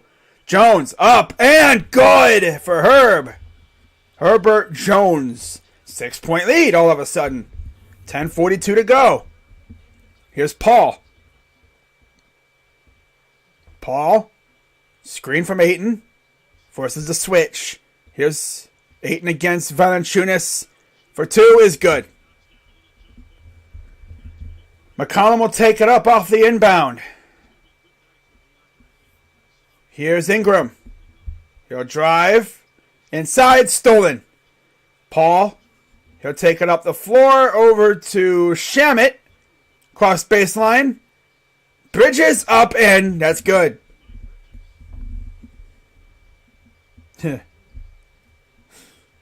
Wow. 2 is no good, but there's a foul called on the Suns. 2 shots coming from McCollum. But yeah, Bridges and McCollum have got to take over here. And they got to get some stops. Never say never, but like the Suns are without their best player right now in Devin Booker. You got to take advantage of that. You absolutely must. Free throw is no good for McCollum. Okay.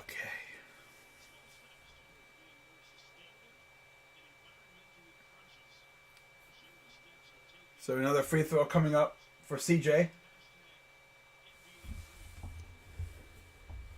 Sets and fires up and again no good. Same spot.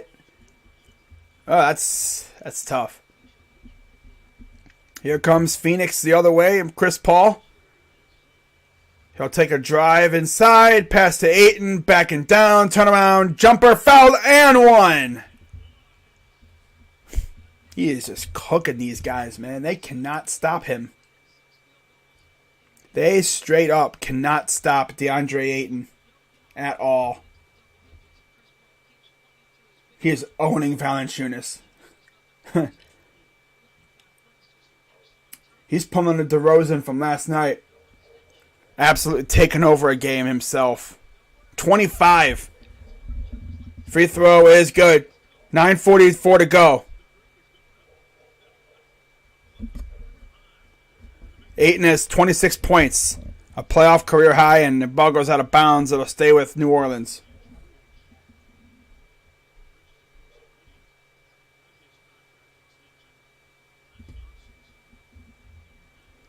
$9:36 to go here in the third.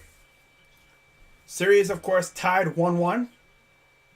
Winner will have the upper hand heading into game 4. Here's Murphy. Gives it off to the corner for Jones. Down 13. Jones backing down. Up and no good again, bro. Seriously, get serious, guys. Here's Paul. Inside for Bridges. Turnaround jumper is no good. Couldn't take advantage. Here's Ingram. Pass to McCollum. I thought he was going to pull up from this. Like, damn, you're being ballsy there. Ingram backing down. Gives it to McCollum for 3. Is good. 10-point lead. 8:56 to go. Crowder will give it off to Paul. Almost lost it, but he quickly got it back. Here's Paul against Jones. Bridges, 2, no good. Just a little too strong on that entry. On the delivery. Here's McCollum against Bridges. Up and good off the glass. Yeah, they need McCollum to eat right now. They need him to just go crazy to have a chance. He and Ingram, especially McCollum. Here's Paul. Forces a switch. Drives in on Ayton. Guarded by Valanciunas. Kicks it out to Shamet. Here's Paul against McCollum. Pulls up and rims out. Oh, just unlucky shot miss right there. Unlucky. Here's Jones. Drives up and good. And the foul. Here we go with the comeback. They can cut it to 5. They can cut it to 5 right here.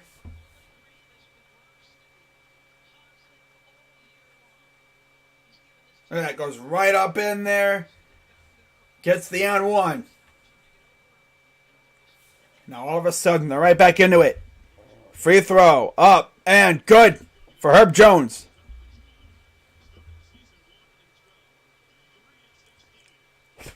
$7:54 and counting here in the third. Hate that.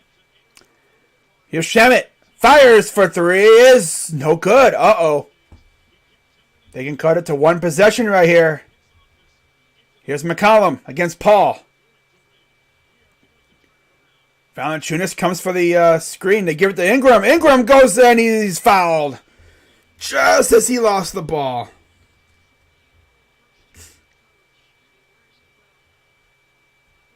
Wait, what the heck? So, the Jazz apparently are looking at a possible rebrand kind of thing. And I guess they're going to go with a very bold color scheme of white, highlighter, like yellowish, and black. I don't know why. That would look probably hella weird. Although, they could really take that to the next level in the playoffs with glow-in-the-dark stuff. That'd be dope if they had glow-in-the-dark jerseys.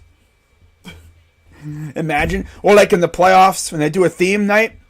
Glow-in-the-dark shirts.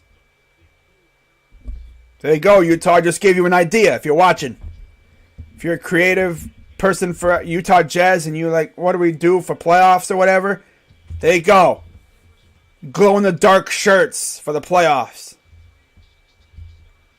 That would actually be dope, not gonna lie. Like neon, like a neon green or whatever. That would be dope. Huh.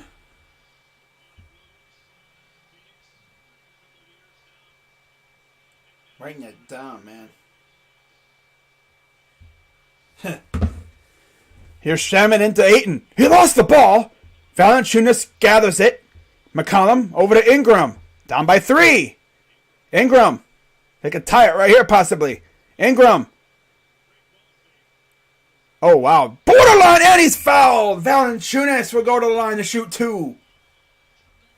Was he trying to say it was like a goaltend or something? Or interference on the basket? I don't know what happened, but he was like doing this. Like, he's trying to say he made the shot. Nice pass. So he'll have 2 shots coming up. 7:01 to go here in the third.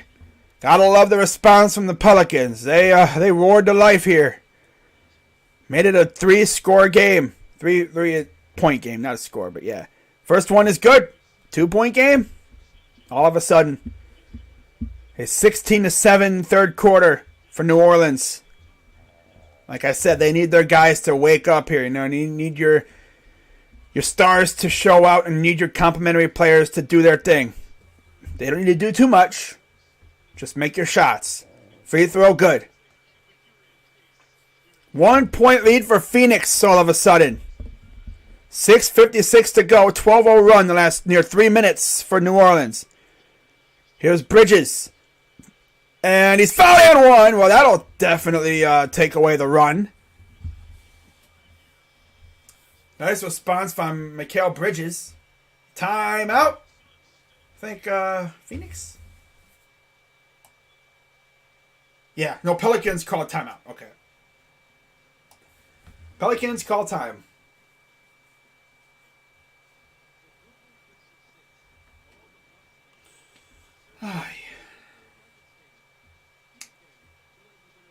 If you're enjoying this stream, be sure to hit the like button, subscribe, hit the bell. I will be live tomorrow for a possible another doubleheader.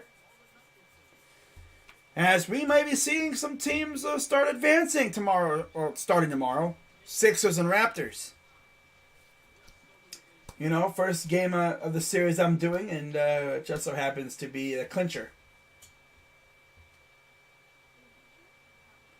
And then, depending on what happens with them, dictates on if I stream any other games, because they play at the same time as Boston, Brooklyn. Which is why I kind of want the Sixers to win tomorrow, so they could end that series and send the Raptors home and make them cry. Why do you want them to cry, man? Because they slandered my rookie, Evan Mobley. And I want Scotty Barnes to go out sad. You know? I want the Raptors to go out sad. Again. Even if it means that Harden advances to the freaking second round.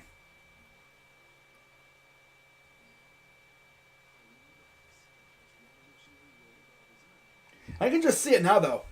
If the Raptors lose tomorrow, Laker fans are going to be right on that Nick Nurse to Los Angeles train. I can already see it.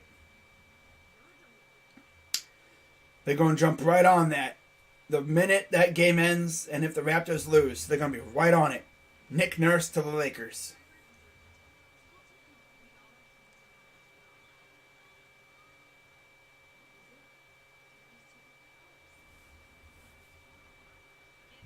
But all of a sudden,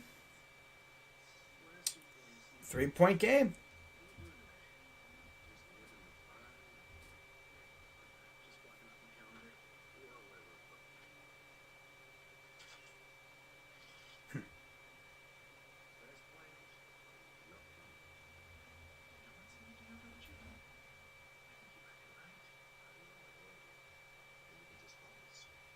Snoop Dogg. Yeah.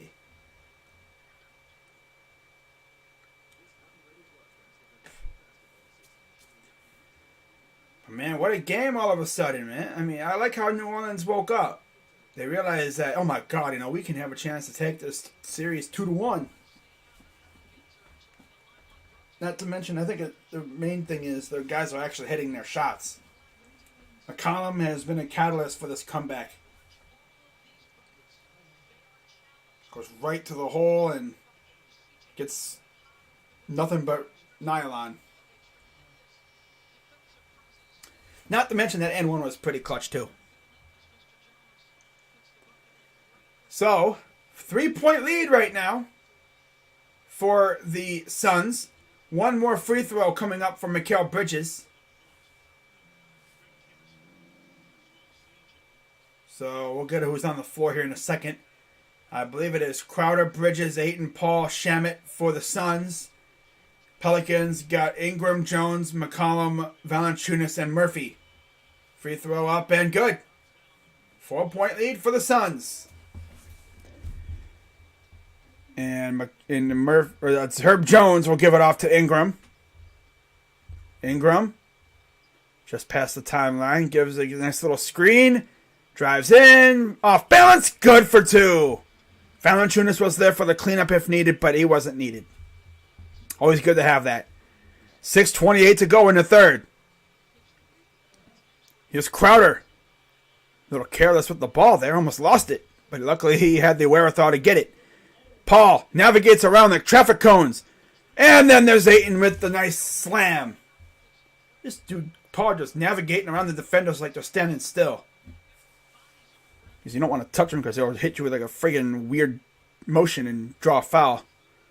Ayton has 28 points, 9 rebounds.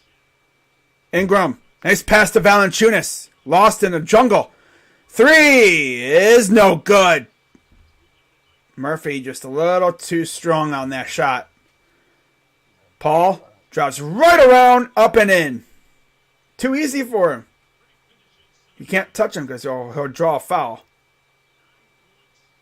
Here's McCollum. Goes up. No good, but there's a foul on the play. McCollum back to the line, I believe, to shoot 2. I think. Yeah, Valanciunas just could not get back in time.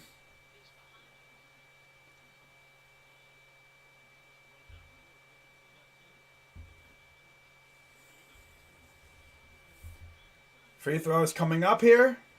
First one is up and good for McCollum.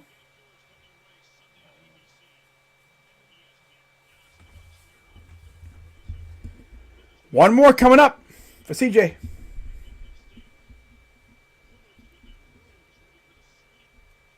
Here we go. Bends the knees, fires, and too strong. Just a little too, not enough arc on that shot. And here's Crowder. Gives it to Paul. Paul, wide open. Shamet for 3 is no good again.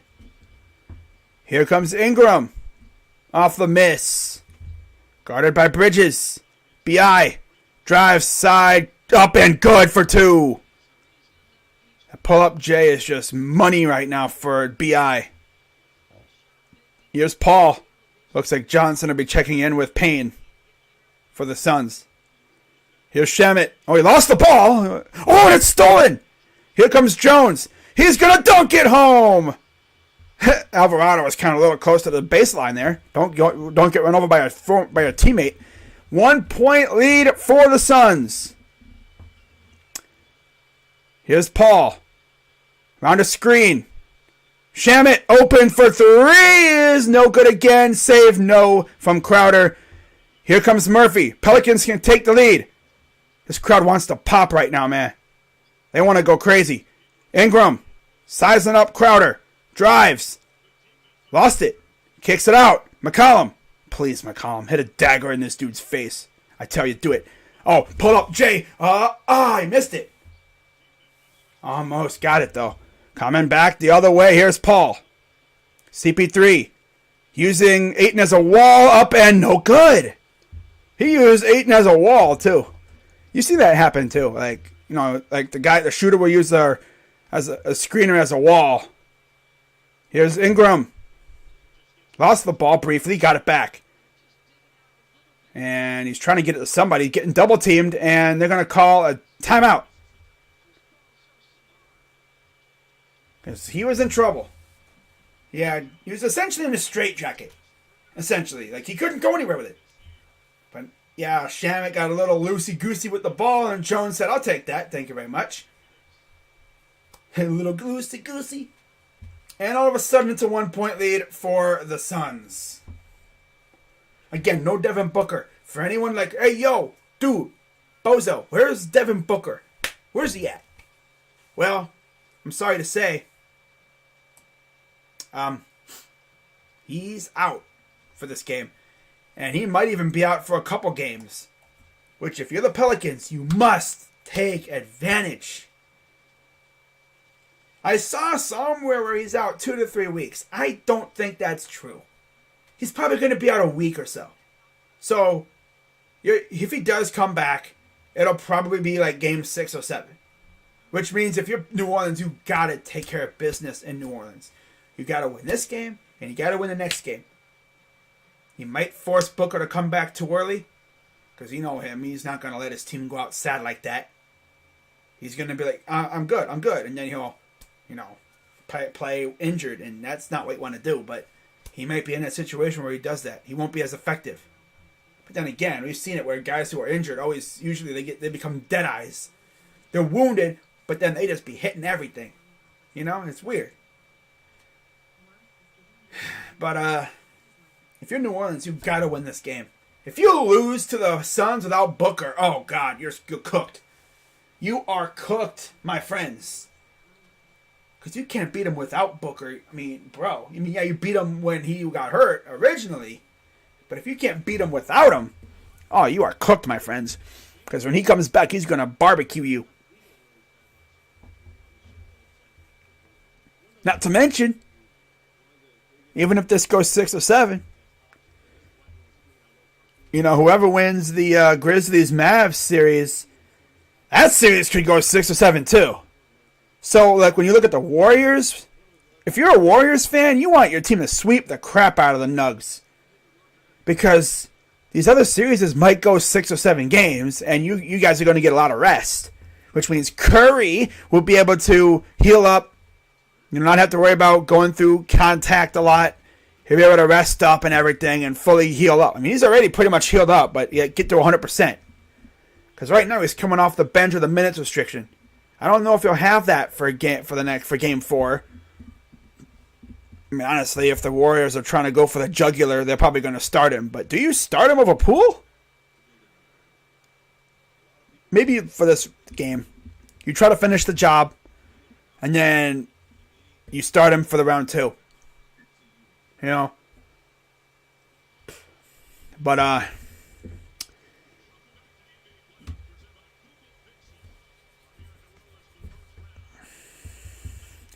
so there's Devin Booker.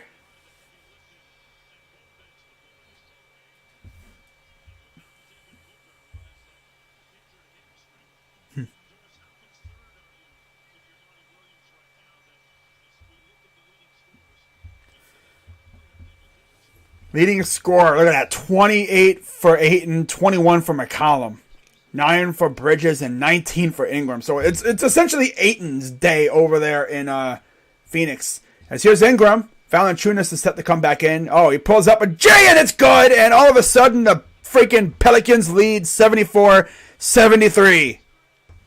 Hey, ESPN, fix the score. There you go. Here's Payne. Gives it out to Bridges. Bridges drives, gets harassed, lost the ball, but they're going to call a foul on Marshall.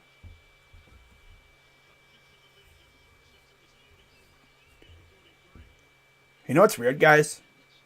Seeing Josh Dobbs do stuff on Twitter, because he was in Tennessee today doing a little thing, I guess. And it's like, damn, he's my number 3 quarterback. I almost forgot he's our quarterback now. It's like, wow. 3:16 and counting here in the third. 1 point lead. Here's Payne to the corner for Bridges. Goes up. Corner. Another pass. Johnson for 3 is good. Johnson has been on the money all year long. That's why he's nominated for 6th Man of the Year. 2:53 to go. 8 points for Cam. His brother Puff is actually coming out in the draft, I think, this year too, which is going to be interesting. Here's Graham. And Larry Nance. Hook is no good, just a little off. 76-74. Lost the ball, got a held ball. I mean, that was a good move. Big brain move by B.I. to grab the ball and just force a jump ball against Torrey Craig. It's a big brain move right there. if I've ever seen one.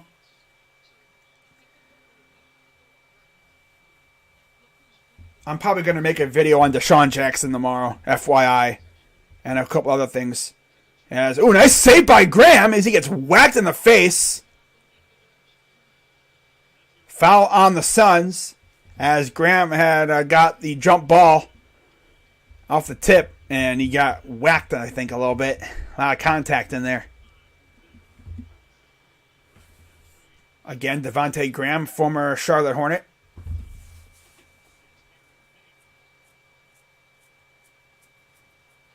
Been catching up on Hulu. Hey, yo, that's dope.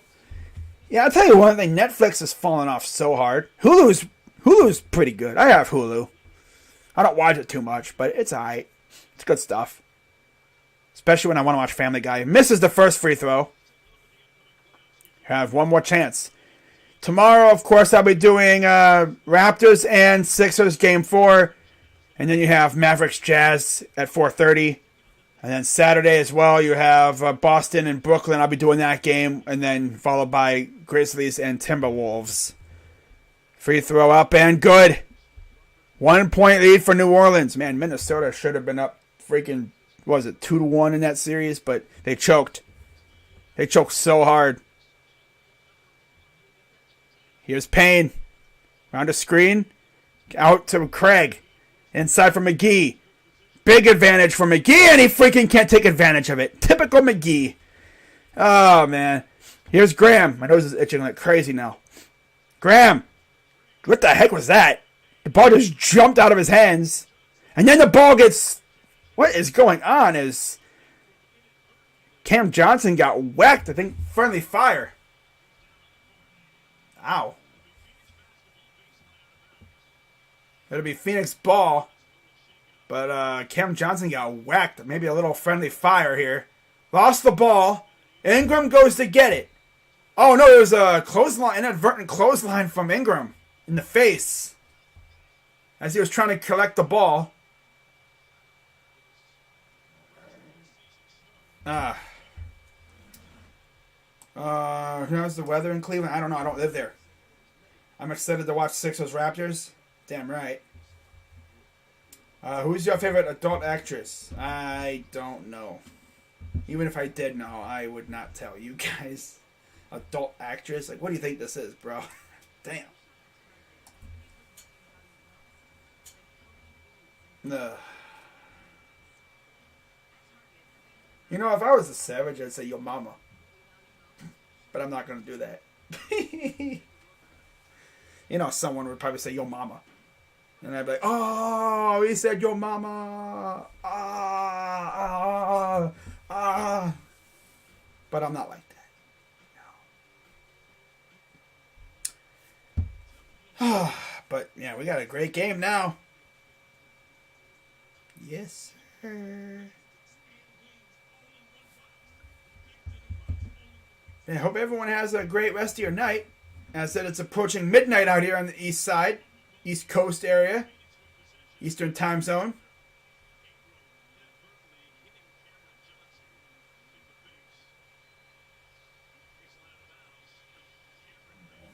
Here's the inbound pass. Out of bounds. For McGee. Up and good over Nance. Former teammates from last year with the Cavs. Okay. I can imagine. Here's Marshall against Johnson. Drives in. Pull up. Jay is good. More like a floater, finger roll, not a jumper. But, yeah, that was a good shot regardless. 78-77. Here's Cam Payne. Guarded by Marshall. Now they switch Larry Nance onto him. He'll back out. Give it to Johnson. Back to Payne. Payne. Drives up. No good. And there's a foul called on the Pelicans.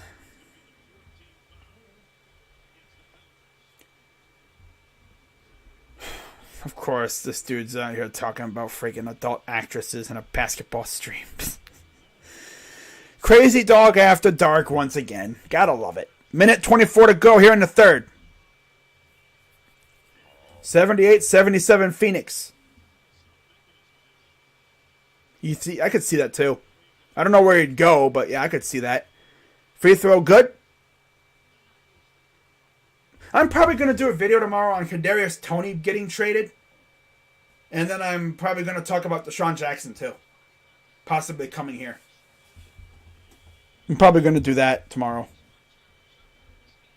Free throw up and no good. Splits the pair.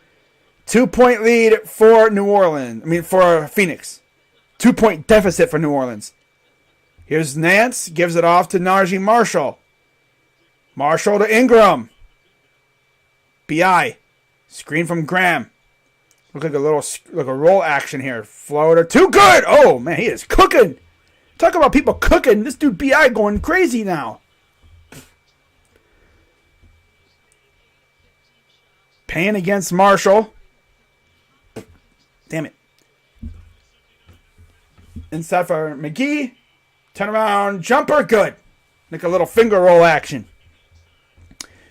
45 seconds and counting. Here's Graham. Against Payne. Now they force a switch. Inside for Ingram.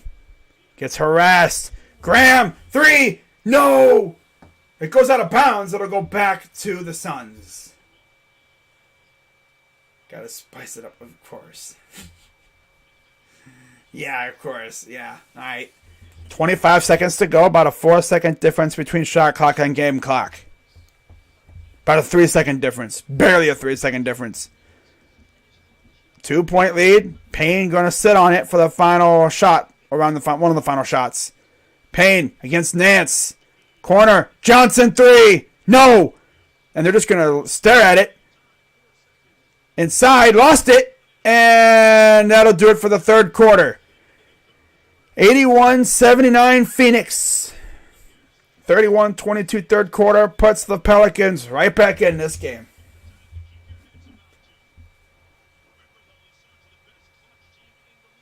Whoa. Pelicans are not backing down, man. You love to see that. You absolutely love to see that from the Pels. You know, they ain't backing down. Isn't that their motto, like, won't back down? Chips in our... Wait. Put all our chips in from Mitchell? Pfft, nah. I don't think we'd do that. Doesn't sound like something that we would do. Bleacher Report saying we should too. I did not see that. I haven't really been on Bleacher Report a lot lately. I've been on Twitter mostly. Just reading all the garbage that's been going on there.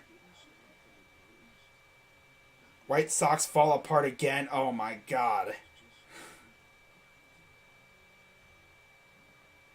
Oh, Tim Anderson again? Oh my God. Oh no, Timmy. Oh no, Timmy. Hey, that's the same thing that happened to us. But it happened to them. Yee. Wow. LaRusse gonna freaking have a freaking corner in it, bro. He's gonna be flipping mad. 5 errors in a week. He's all up in... Jane, wait. My friend was the one that taunted him, I think. Not my friend, but like my Twitter friend. I'm in a group chat with him. He said he was taunting him. He was like heckling him a little bit. he's like, I'm still in his head, bro. That's crazy. You got Tim Anderson all up here in Tim Anderson's head. He's still thinking about that. The thing is, too, with that kind of stuff, with errors, it's a mental thing, too. You keep committing them. It's like you're trying not to, and you still do it. Because you're trying so hard not to do it, you still do it. But no lie, though, Paramshot, if we had a Mitchell-Garland duo, that would be straight gas. That would be insane stuff. And I'm sure he would love to play with Jared Allen. But I don't think we'd be able to do that because of the package it would take to get him. But hey, if we're all in on that, I would do it. I would even give up like Okoro, Sexton. Well, Sexton's a free agent, I think. But like Okoro, do like a sign and trade or something with Okoro or whatever. I don't think if you with a Sexton. I love Sexton, but getting Mitchell, hoo-wee, man. Even Markkinen, I'd get rid of Markkinen for him too. Like, damn. You put Spida with freaking Garland and Allen. Maybe even Kevin Love too. Sheesh. He'd be in La La Land freaking playing with our guys compared to freaking playing in Utah. Because right now, all he really has... I mean, he has Jordan Clarkson. You know, he has some good pieces. But, like, bum-ass Rudy Gobert, he's weird, man. Like, he's not great. He's good. Defensive Player of the Year worthy. But, like, they're just not on the same wavelength right now.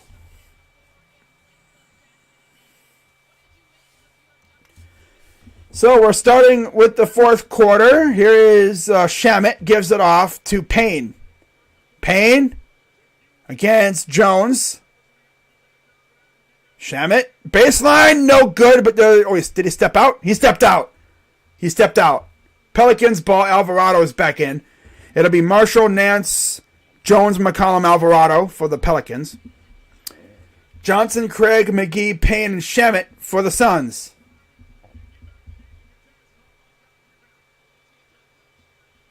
Yeah, Garland took over when Sexton got hurt. Bring back Rubio and somehow get Mitchell. And then maybe like you go after like another wing and another point guard to hold it down until Rubio gets back. Because he won't be back until November, December. Because he's got an ACL recovery. Here's McCollum. Step back. Three is no good. Coming back is the Suns. Here's Payne. Fires for three. Is no good. The other way. Marshall with the rebound. Looks like Bridges will be coming back next dead ball. Next break in the action. Here's McCollum. Pass to Marshall. Corner. Three. Jones. No good.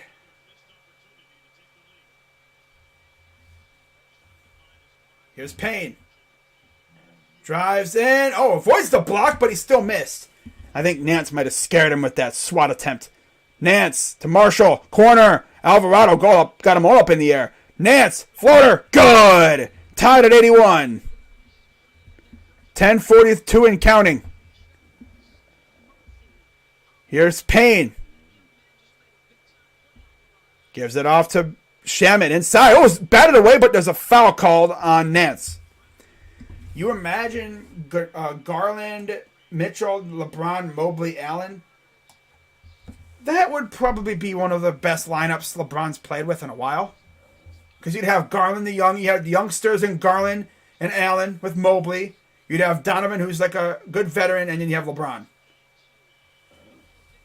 Yeah, you would have LeBron. Like, that'd be insane. That would be insane. But don't get my hopes up. McGee turnaround hook is good, and oh damn, almost some inadvertent contact there as McGee hit the deck. 2-point lead. McCollum drives in, up and good for CJ. 10:07 to go. Stressful times ahead for these two teams in this game. Winner takes advantage, takes home court essentially. Oh, and then Paul gets whacked from behind by Marshall. Nobody else was even in the area. It would have been an easy breezy layup for CP3. He's just deceptively quick, I think, man. I mean, he's old as heck, but he's still got that burst to him.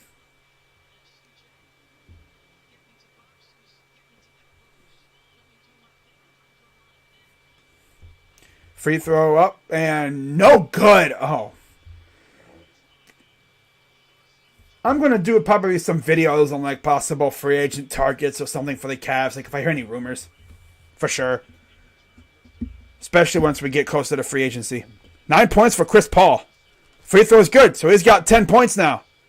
9:56 to go and counting. 1 point lead for Phoenix. Here's Alvarado. Drives in. Oh, he's trying to break his ankles. Kicks it out. Looks like here's a three. Alvarado good. 2 point lead for New Orleans. Who's that? Murphy coming in next, it looks like. Here's Shamet. to Paul against McCollum. Screen from McGee coming up. Drives. Gets blocked by McCollum. He lost the ball. Gets it back. Good defense, but he still makes the shot. That block by McCollum was nice, though. Sheesh. Here's Alvarado. He drives out to Larry for 3. What the heck kind of a miss was that? It'll stay with the Pelicans. It was touched last by the Suns. That explains why they didn't go so hard after that ball, because they figured that it was off of the Suns. So Murphy and Marshall. You see Murphy's in the game now. Marshall will come out. Lance, Jones, McCollum, Alvarado, and Murphy on the floor for the Pelicans. Ayton is back in with Bridges, Shamet, Johnson, and Paul. McGee will take a seat. If Kobe is smart, we should do that right away. It's a win-win for Utah, and they get us. 3 is no good. Too strong. Reading the damn comment, and the freaking shot gets put up. 8:55 to go. Tied at 86. Paul navigates around. Good defense. Here's Ayton. Good. Oh, he missed it. Nice defense from Larry. Here's Alvarado. He reminds me of freaking Dellavedova. Up and good for Alvarado. This dude Jose going nuts though. 8:26 to go. Here's Paul. Drives up. Oh, nice pass to Ayton. He lost the ball. They're going to call a foul, though, on on Alvarado. Ooh, that's... Can't do that, man. All the fans are like, come on. You got to be kidding me, man. Let him play, man. Let him play. Oh, that goes right up there, off balance, and gets the bucket. Good job by Alvarado. Alvarado. As, that's just guys off the bench. Okay. Here's Ayton. Guarded by Larry Nance. Johnson. Around Ayton. Guarded by Alvarado. They switch. Shamet. Ayton against Nance. Spins. Up. No good again. 88-86. 8:03 to go. Here's McCollum. Drives. Turn. Oh, off balance. Oh, I thought he was going to make that. Oh. He makes that, bro. He cooking these guys, man. Damn. Here's Paul. Guarded by McCollum. Out to Johnson. Back to Paul. Paul at the wing. Gets a screen from Ayton. Forces a switch. Up and good for 2. Tied at 88. 7:31 to go. Both. New Orleans has 3 timeouts. Phoenix has 4. Alvarado. Screen by Nance. Drives in. Now he's going to turn around. Jumper is good. This dude Alvarado, man, he's getting buckets. I think he was like undrafted and stuff. Man, this dude's getting straight buckets right now. His Crowder looks to be coming in next break in the action. Paul on a screen. Forces a switch. Almost a steal. Kicks it out. Bridges. Up and good. 6:47 to go.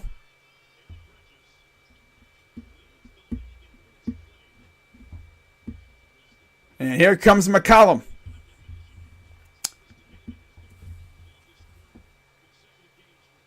And we got a timeout. Timeout, New Orleans. And I'll take that opportunity to check on the stream thing over here, just to make sure we're going good over here. And we are. All right. Love to see that. Making sure we're all good. All right. Yep, we're good. All right. Cool. Cool. Gotta make sure, you know.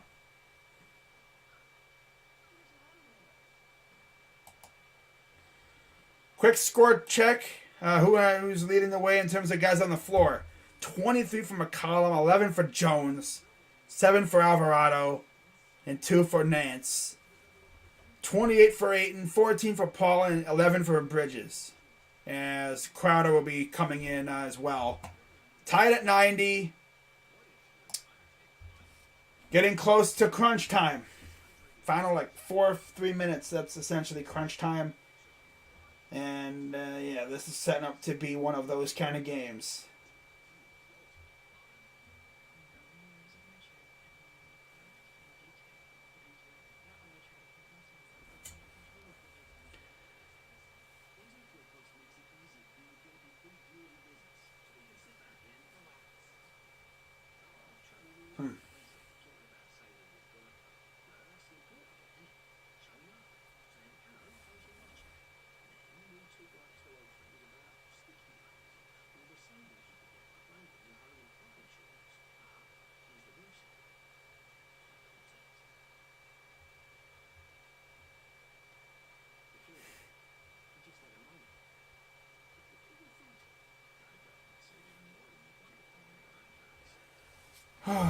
Man, be sure to hit the like button, subscribe, and hit the bell. You already know the deal.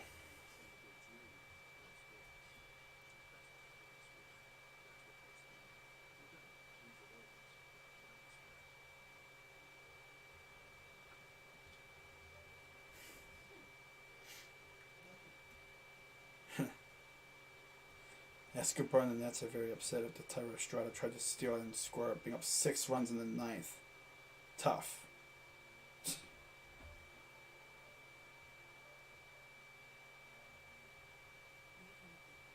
Oh boy. Someone actually said something really factual. Imagine if Twitter had profile visits, which would show who visited their profile recently. Oh God. I'd be like, yep, I'm out of here. I'm out of here. Remember when Snapchat used to have, used to show who like your top 3 friends were? Oh, that created so much beef among friendships, among friendship circles. Oh my goodness. Hey man, why am I not in your top 3? Well, bozo, you don't freaking DM me enough.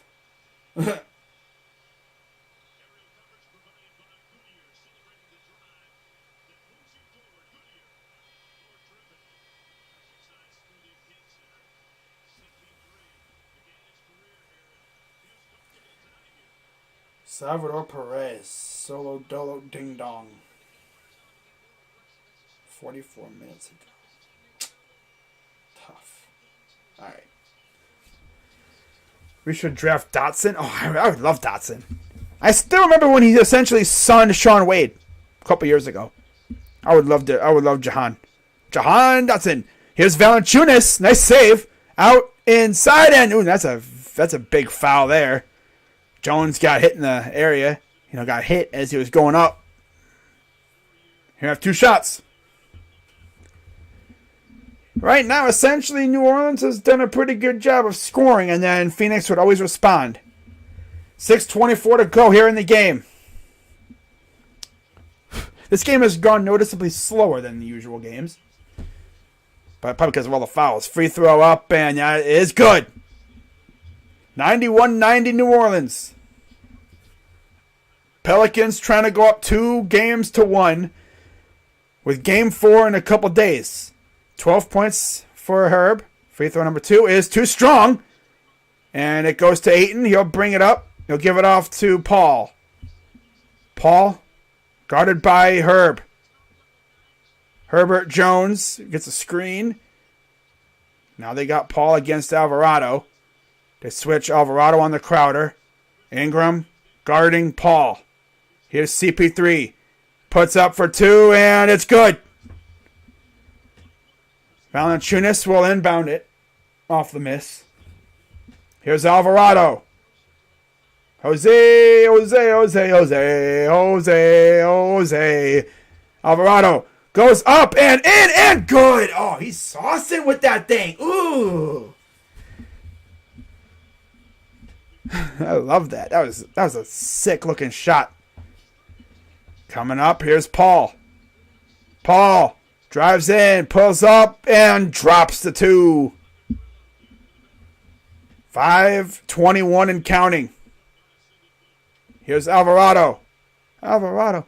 Up and no good. Rebounded by Ayton.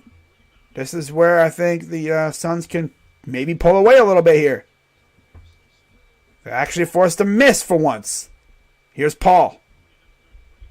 CP3 trying to put his team up ahead 2-1 without Devin Booker. Paul drives in, pulls up, and drops another.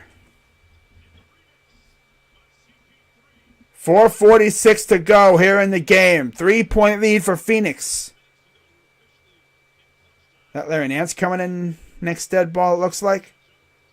BI. Oh, that's a hard screen, and yeah, it's offensive foul.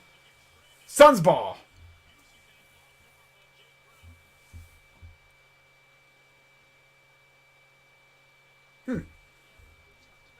Yeah, right there.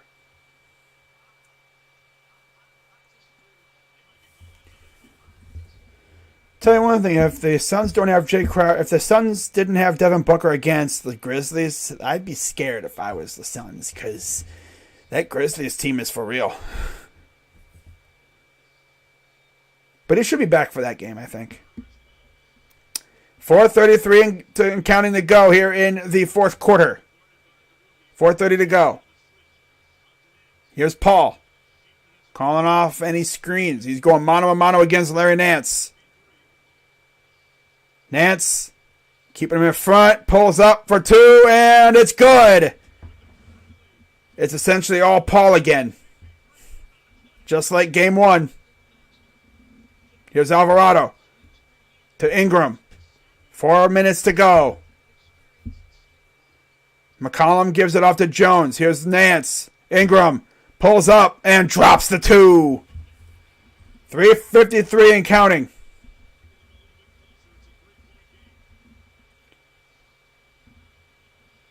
Here's Paul. They switch Nance onto him.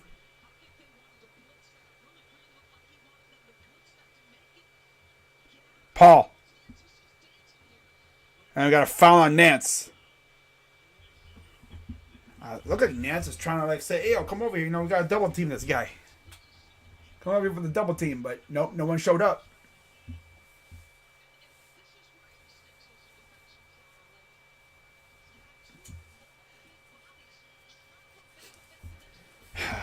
Three-point lead. Paul getting harassed. Out of bounds. It'll stay with the Suns. He was trying to do the sweep foul, but the ref didn't call it.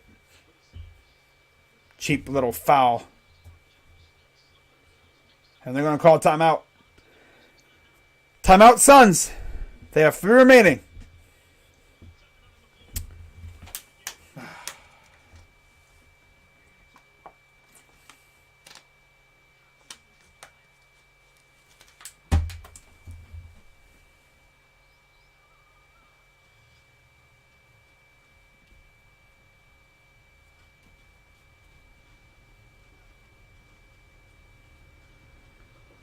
If we drafted Jahan Dotson, I would not be mad at all with that. Not at all.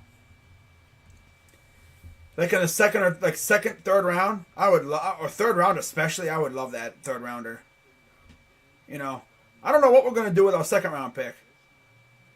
Some people believe it's gonna be receiver. Some believe it's gonna be defensive line. It's hard to really say at this point. Really hard to say.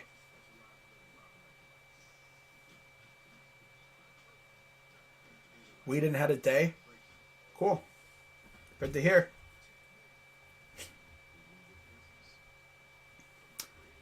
Chris Paul against Brandon Ingram. Pretty easy choice to make. Chris Paul, my impact player for this game. But for a while there, it was like all DeAndre Ayton.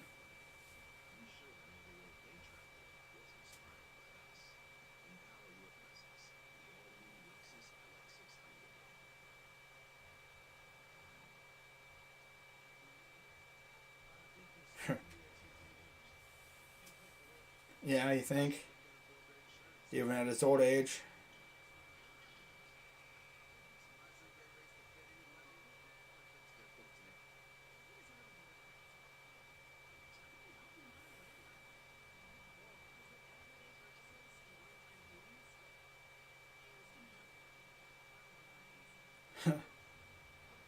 Funny.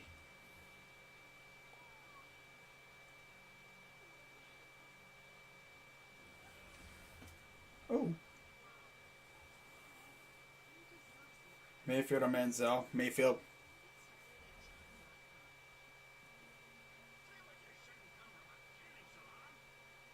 Mayfield all day long.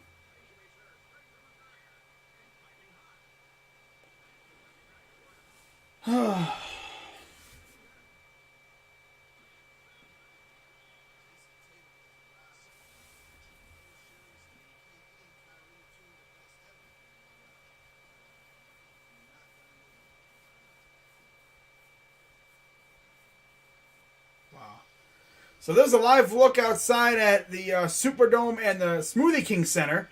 Yes, they are neighbors, technically. They're right next door to one another. As traffic is zooming pretty fast. Of course, that's a sped up shot. But yeah, Chris Paul absolutely cooking in this game, man. He and DeAndre Ayton keeping the Suns alive in this game. And they're up by 3. With 3:28 to go here in the fourth. See if Phoenix can put this one away. Or can New Orleans keep up? To the corner for Crowder. Back to... Oh, and it goes out of bounds. It'll stay with the Suns. On the floor, we have a shot clock of 3.3. 8 straight points. 13 of the last 15 and 22 total for Chris Paul. Jones, McCollum, Alvarado, Ingram, Nance on the floor for the Pelicans. Crowder, 2, 1. Paul, let's go. No, he missed it. Putback is good, though, from Crowder. It doinked off the rim, which reset the shot clock. On the floor for the Suns, it's Johnson, Bridges, Paul, Ayton, Crowder, as we just saw. McCollum gives it off to Ingram. Guarded by Crowder. Ingram. Pass. Nance. No good. Not even close. Oh, man. Why would you give it to him? 2:44 and counting. No update. Have heard nothing about Landry. Just that he was visiting the Saints, I think, yesterday. Now they're going to double team. Here's Bridges. Wide open. Johnson. Wing 3 is too strong. And it's won over by Ayton. Gives it to Crowder. Crowder to Paul. They're going to reset. 2:21 to go. Up by 5. Paul fires. 3 short. And again they get the rebound. Crowder corner 3 is good.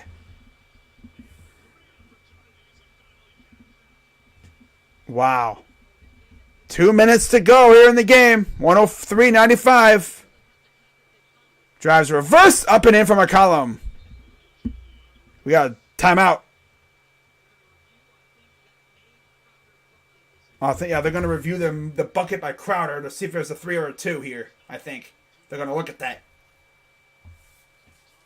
So I think we have a timeout, but yeah, they're going to look at that. They're going to look at the bucket from Crowder. I don't know if it's an official timeout. I don't think it's a legit timeout. They're going to say it's a 2. It's a 2-pointer. So ESPN on the scoreboard above me, it was right all along. It said at 102. So they'll take off a point. It's a 5-point lead. So that's a little bit better for Pelicans. You don't need 2 threes. You just need to get a 3. And he was close. That was awfully close. But we know how they feel when they take a 3 off the board. Make it a 2. So Paul will take it up the floor. Suns up 5. Minute 50 to go. Paul to Crowder. Crowder over to Ayton. Ayton to Paul against Nance. Nance using that wingspan, and it'll stay with the Suns. 6 on the shot clock. They're going to have Herb Jones guarding the inbound. Pass to Crowder. 5, 4. Paul. Up and good. Nobody even around the basket to defend it. 7-point lead. Here's McCollum. Minute 27 to go. Ingram. Going to get doubled here. Herb. Pass to Nance fires. No good. Why is he shooting the threes, bro?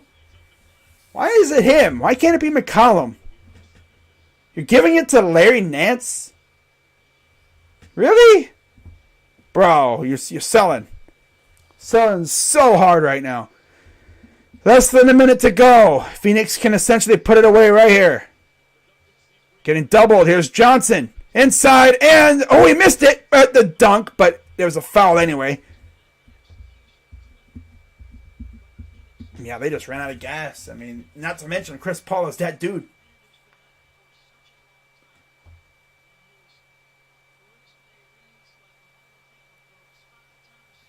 Suns have been the best team in the NBA all year. And we see why.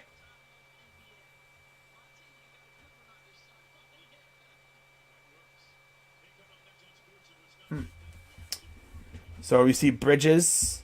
There's a lot of the, looks like, I thought those fans were leaving. Nope. Unless they are. Looks like some of them are beginning to head for the exits.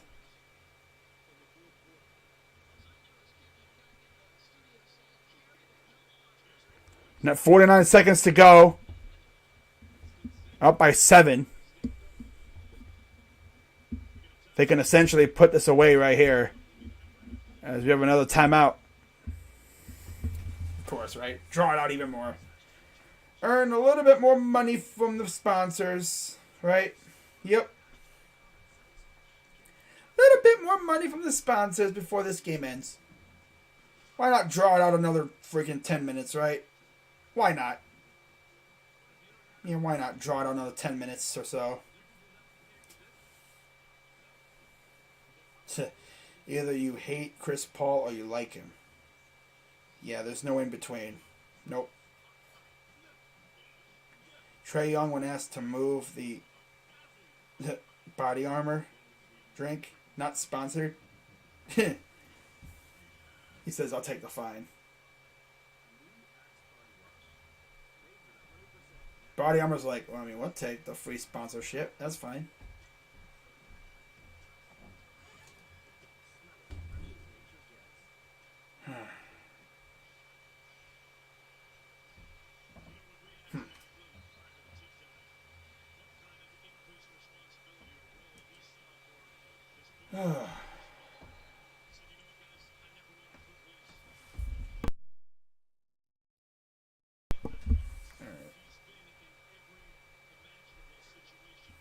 So we got 2 free throws coming for Bridges.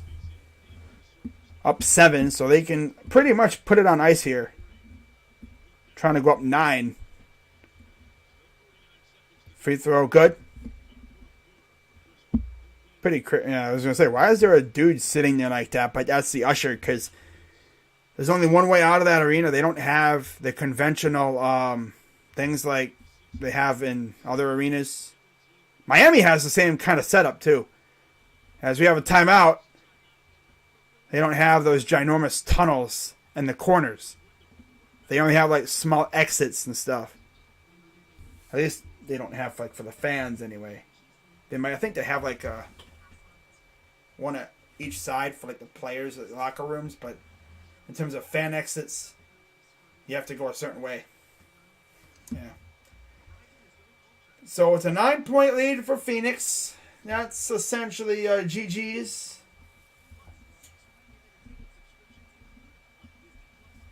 And you can just, I honestly might just do it now. I'll do it, wait until the buzzer hits 0. Until the clock hits 0. But yeah, Phoenix is going to go up 2-1 on the Pelicans. But if they can dispose of the Pelicans early here, they can give Booker a little time to rest up. And maybe hope that the other series take forever. They can get some good rest.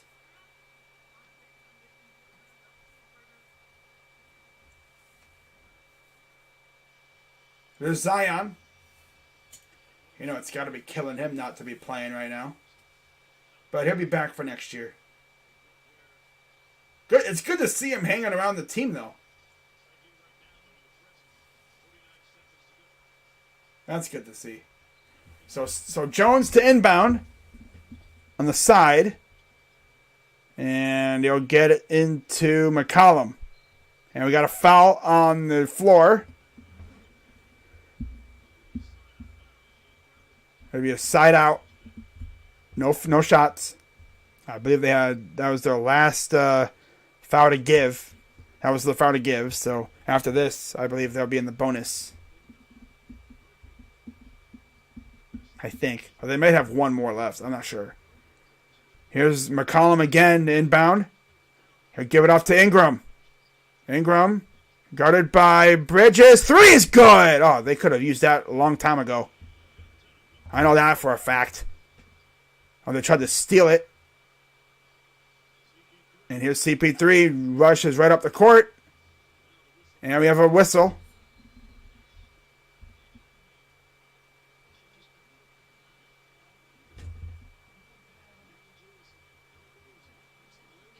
What happened to the ref? Did he get hit in the face? I think he might have got hit a little smack in the face a little bit. He's like, a little woozy. Might have gotten a little inadvertent smack in the face or something. 15 points in the quarter for Chris Paul. No turnovers. Without Devin Booker, Chris Paul took over. As you see, there's Booker on the side. Probably like, this dude is a killer.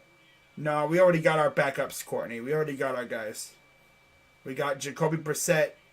And we got, we already got our guys. Jacoby and Dobbs. Free throw is good. And that essentially puts the dagger in the Pelicans at this point. Yeah, that's essentially the dagger.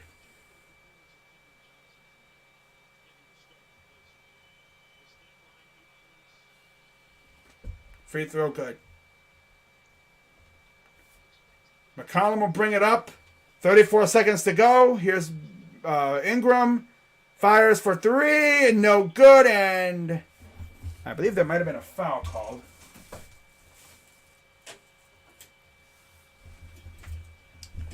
(108-100). 30 seconds to go. It's funny. It says 107 on ESPN in the scoreboard here. But on the TV it says 108. Huh. Lucky he didn't make that. That could have been a 4-point play. I think they're going to look at this one now.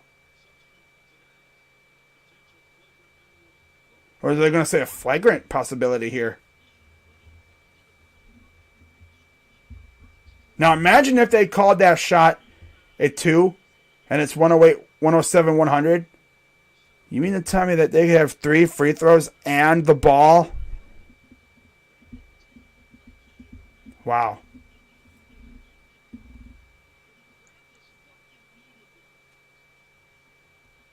Huh.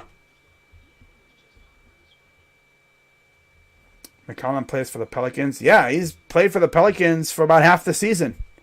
Got traded at the deadline.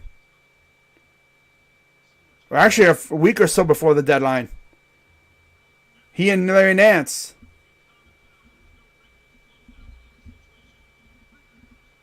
Three free throws, no flagrant. There was no malicious intent, no reckless closeout, so just 3 free throws.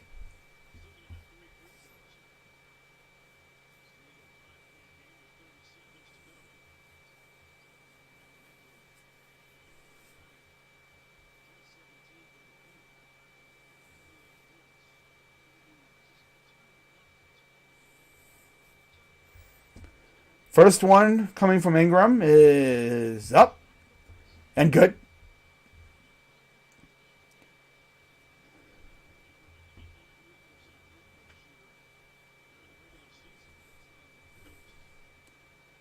Got 2 more from Ingram. Up and good.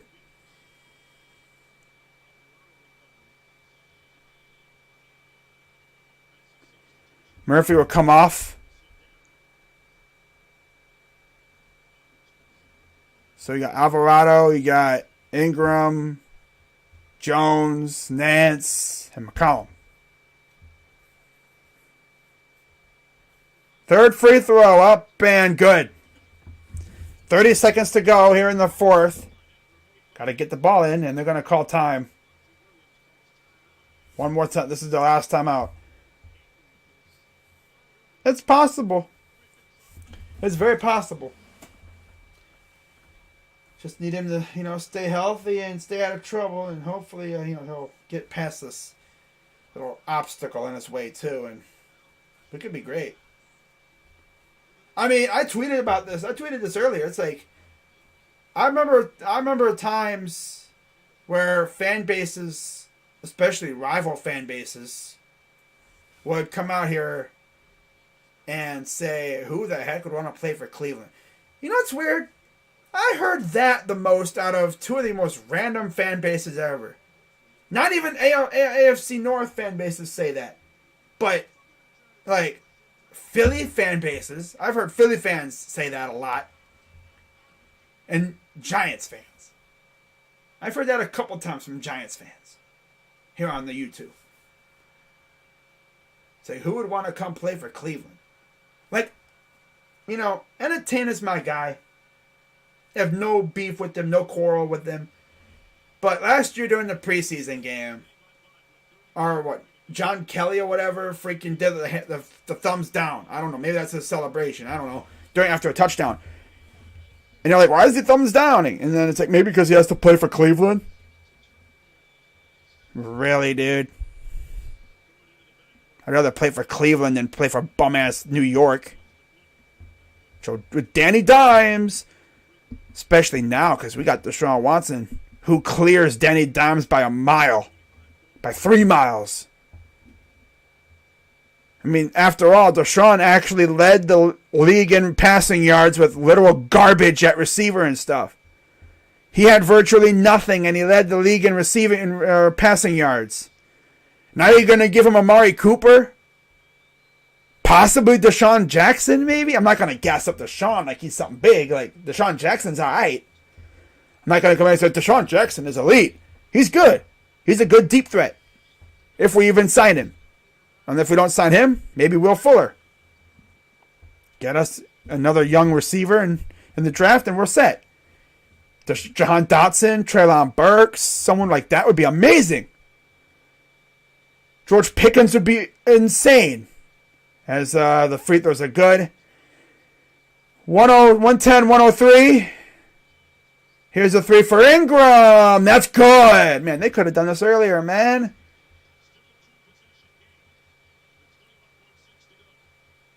They got to inbound, and there's a foul instantly. Yes, Daniel Jones is still in the league. He's with the Giants. Yep. It feels good knowing that we have a quarterback who clears these guys now, man. You see these teams with these bum-ass quarterbacks, and I'm like, man, we got Deshaun Watson now, man. But like, oh, you traded the house. Well, kind of what you have to kind of do in order to get a good quarterback. I wish Bill O'Brien was still the GM over there in Houston, because we could have finessed the crap out of him. We probably would have got Deshaun Watson for like a 3rd-round pick. Knowing how he is. You don't even know if Houston's going to use those picks right. I mean, you got Nick Caserio, who's somewhat trustworthy. But still, I mean, we got an elite quarterback now. People actually want to come play here, man. It's crazy. I love to see it. Up and good. 4-point lead still. 14.7 to go.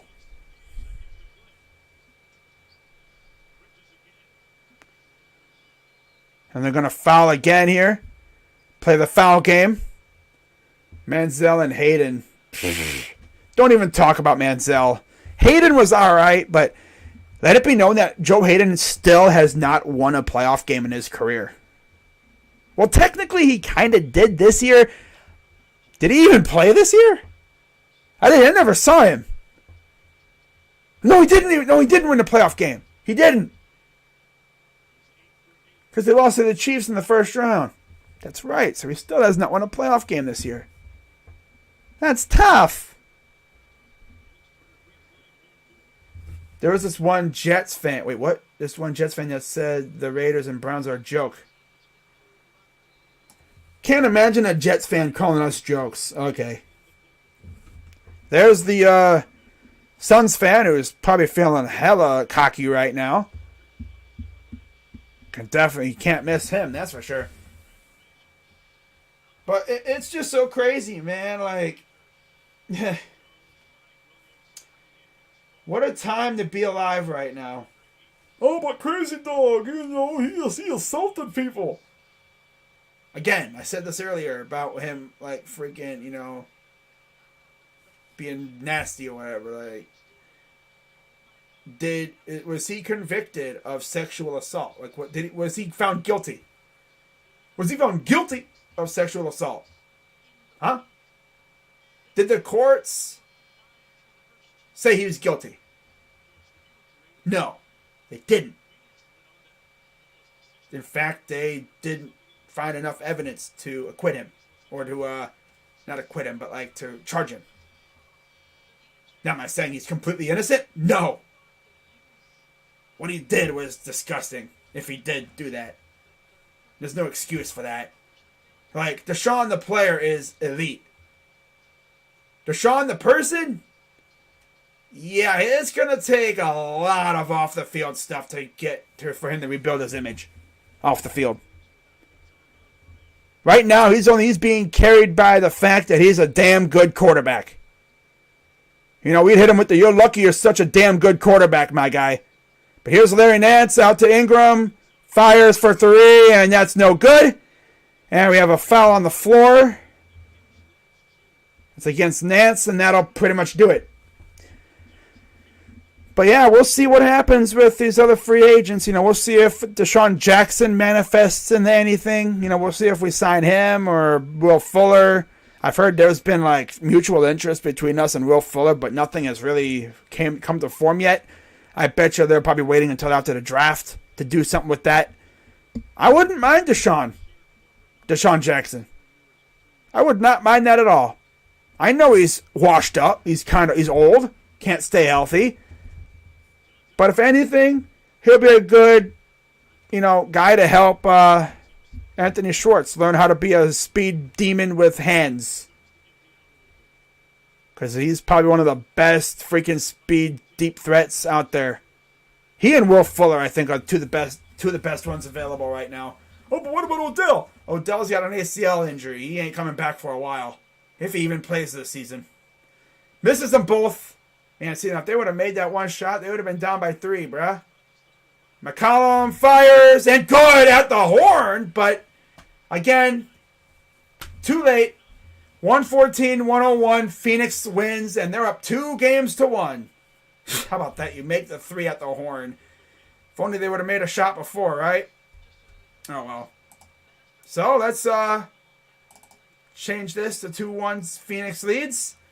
And, yes, sir. Phoenix now is in control. Now, we'll see if New Orleans can respond in Game 4. There we go.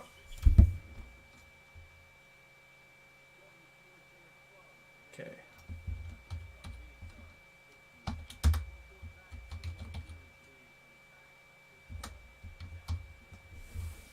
There we go. There we go. Phoenix leads 2-1. God, that's so weird looking, Julio, I mean, there's some good ones out there. Landry, I think if there's any that we're going to look at, it's Landry, Will Fuller, and Deshaun Jackson. Yeah, in terms of veteran receivers, it's going to be one of those 3. Julio wants too much money. That's not happening. Unless he lowers his number and wants to be a good number 2 to go with Amari, which Amari and a healthy Julio would be insane. It'd be insane. I mean, it's crazy what we already have now. So let's go through the stats, and then I'm gonna hop on out of here. So for the Suns, 28 apiece from Ayton and Paul. Paul went crazy in the fourth quarter, as he usually does. 17 for Bridges. and 10 for Crowder. 8 for Johnson, and he only played 27 minutes. He played the least minutes of the starting 5. Off the bench, he had a solid 15 from JaVale McGee. 5 from Shamet, and 3 from Payne. I almost said Rain. I was like, what? Payne. And Biyombo and Craig did not score. And Biyombo only literally played barely a minute. That's tough. And then for the Pelicans, they, of course, were led by the dynamic duo of Ingram and McCollum. 34 for Ingram, 30 for McCollum, 12 for Jones, 6 for Valanciunas, and 4 for Hayes. Of course, Hayes was ejected. He was given Das Boot after he committed a heinous flagrant 2 shoving foul where he just literally squared up and just BAM! Into freaking Jay Crowder from out of nowhere. It's like, what are you doing? Why you do that? Look, literally, Crowder was not doing it. It's kind of like the Javon Wims situation, against Chauncey Gardner-Johnson a couple years ago. Literally, Crowder's minding his own business. I think Crowder was like on offense or whatever, and all of a sudden, this dude freaking Hayes just BAM! Just levels him out of nowhere. It's like, what's that all about? What's that all about, bro? Damn. You mad about something? Is it because you got posterized by Landry Shamet, bro? Are you mad about that? Damn, boy. Get your ego check at the door, bro. 12 points for Graham off the bench. 9 for Alvarado and 2 apiece for Marshall and Nance. Nance was a solid 1 for 8 from the field. Yeah. Trash. And Murphy, 23 minutes, only 3 rebounds. Practically, he did a cardio session. Pretty much. 23-minute cardio session. Tough. Ugh. Yuck. So, that's pretty much all I got for that one, guys. So, another day of basketball is over. And we're only getting started because we have a full day of basketball tomorrow. I'll be doing 2 games. Raptors, Sixers at 2 o'clock p.m. And then I'll be back at 7:30 for the second game of the double feature.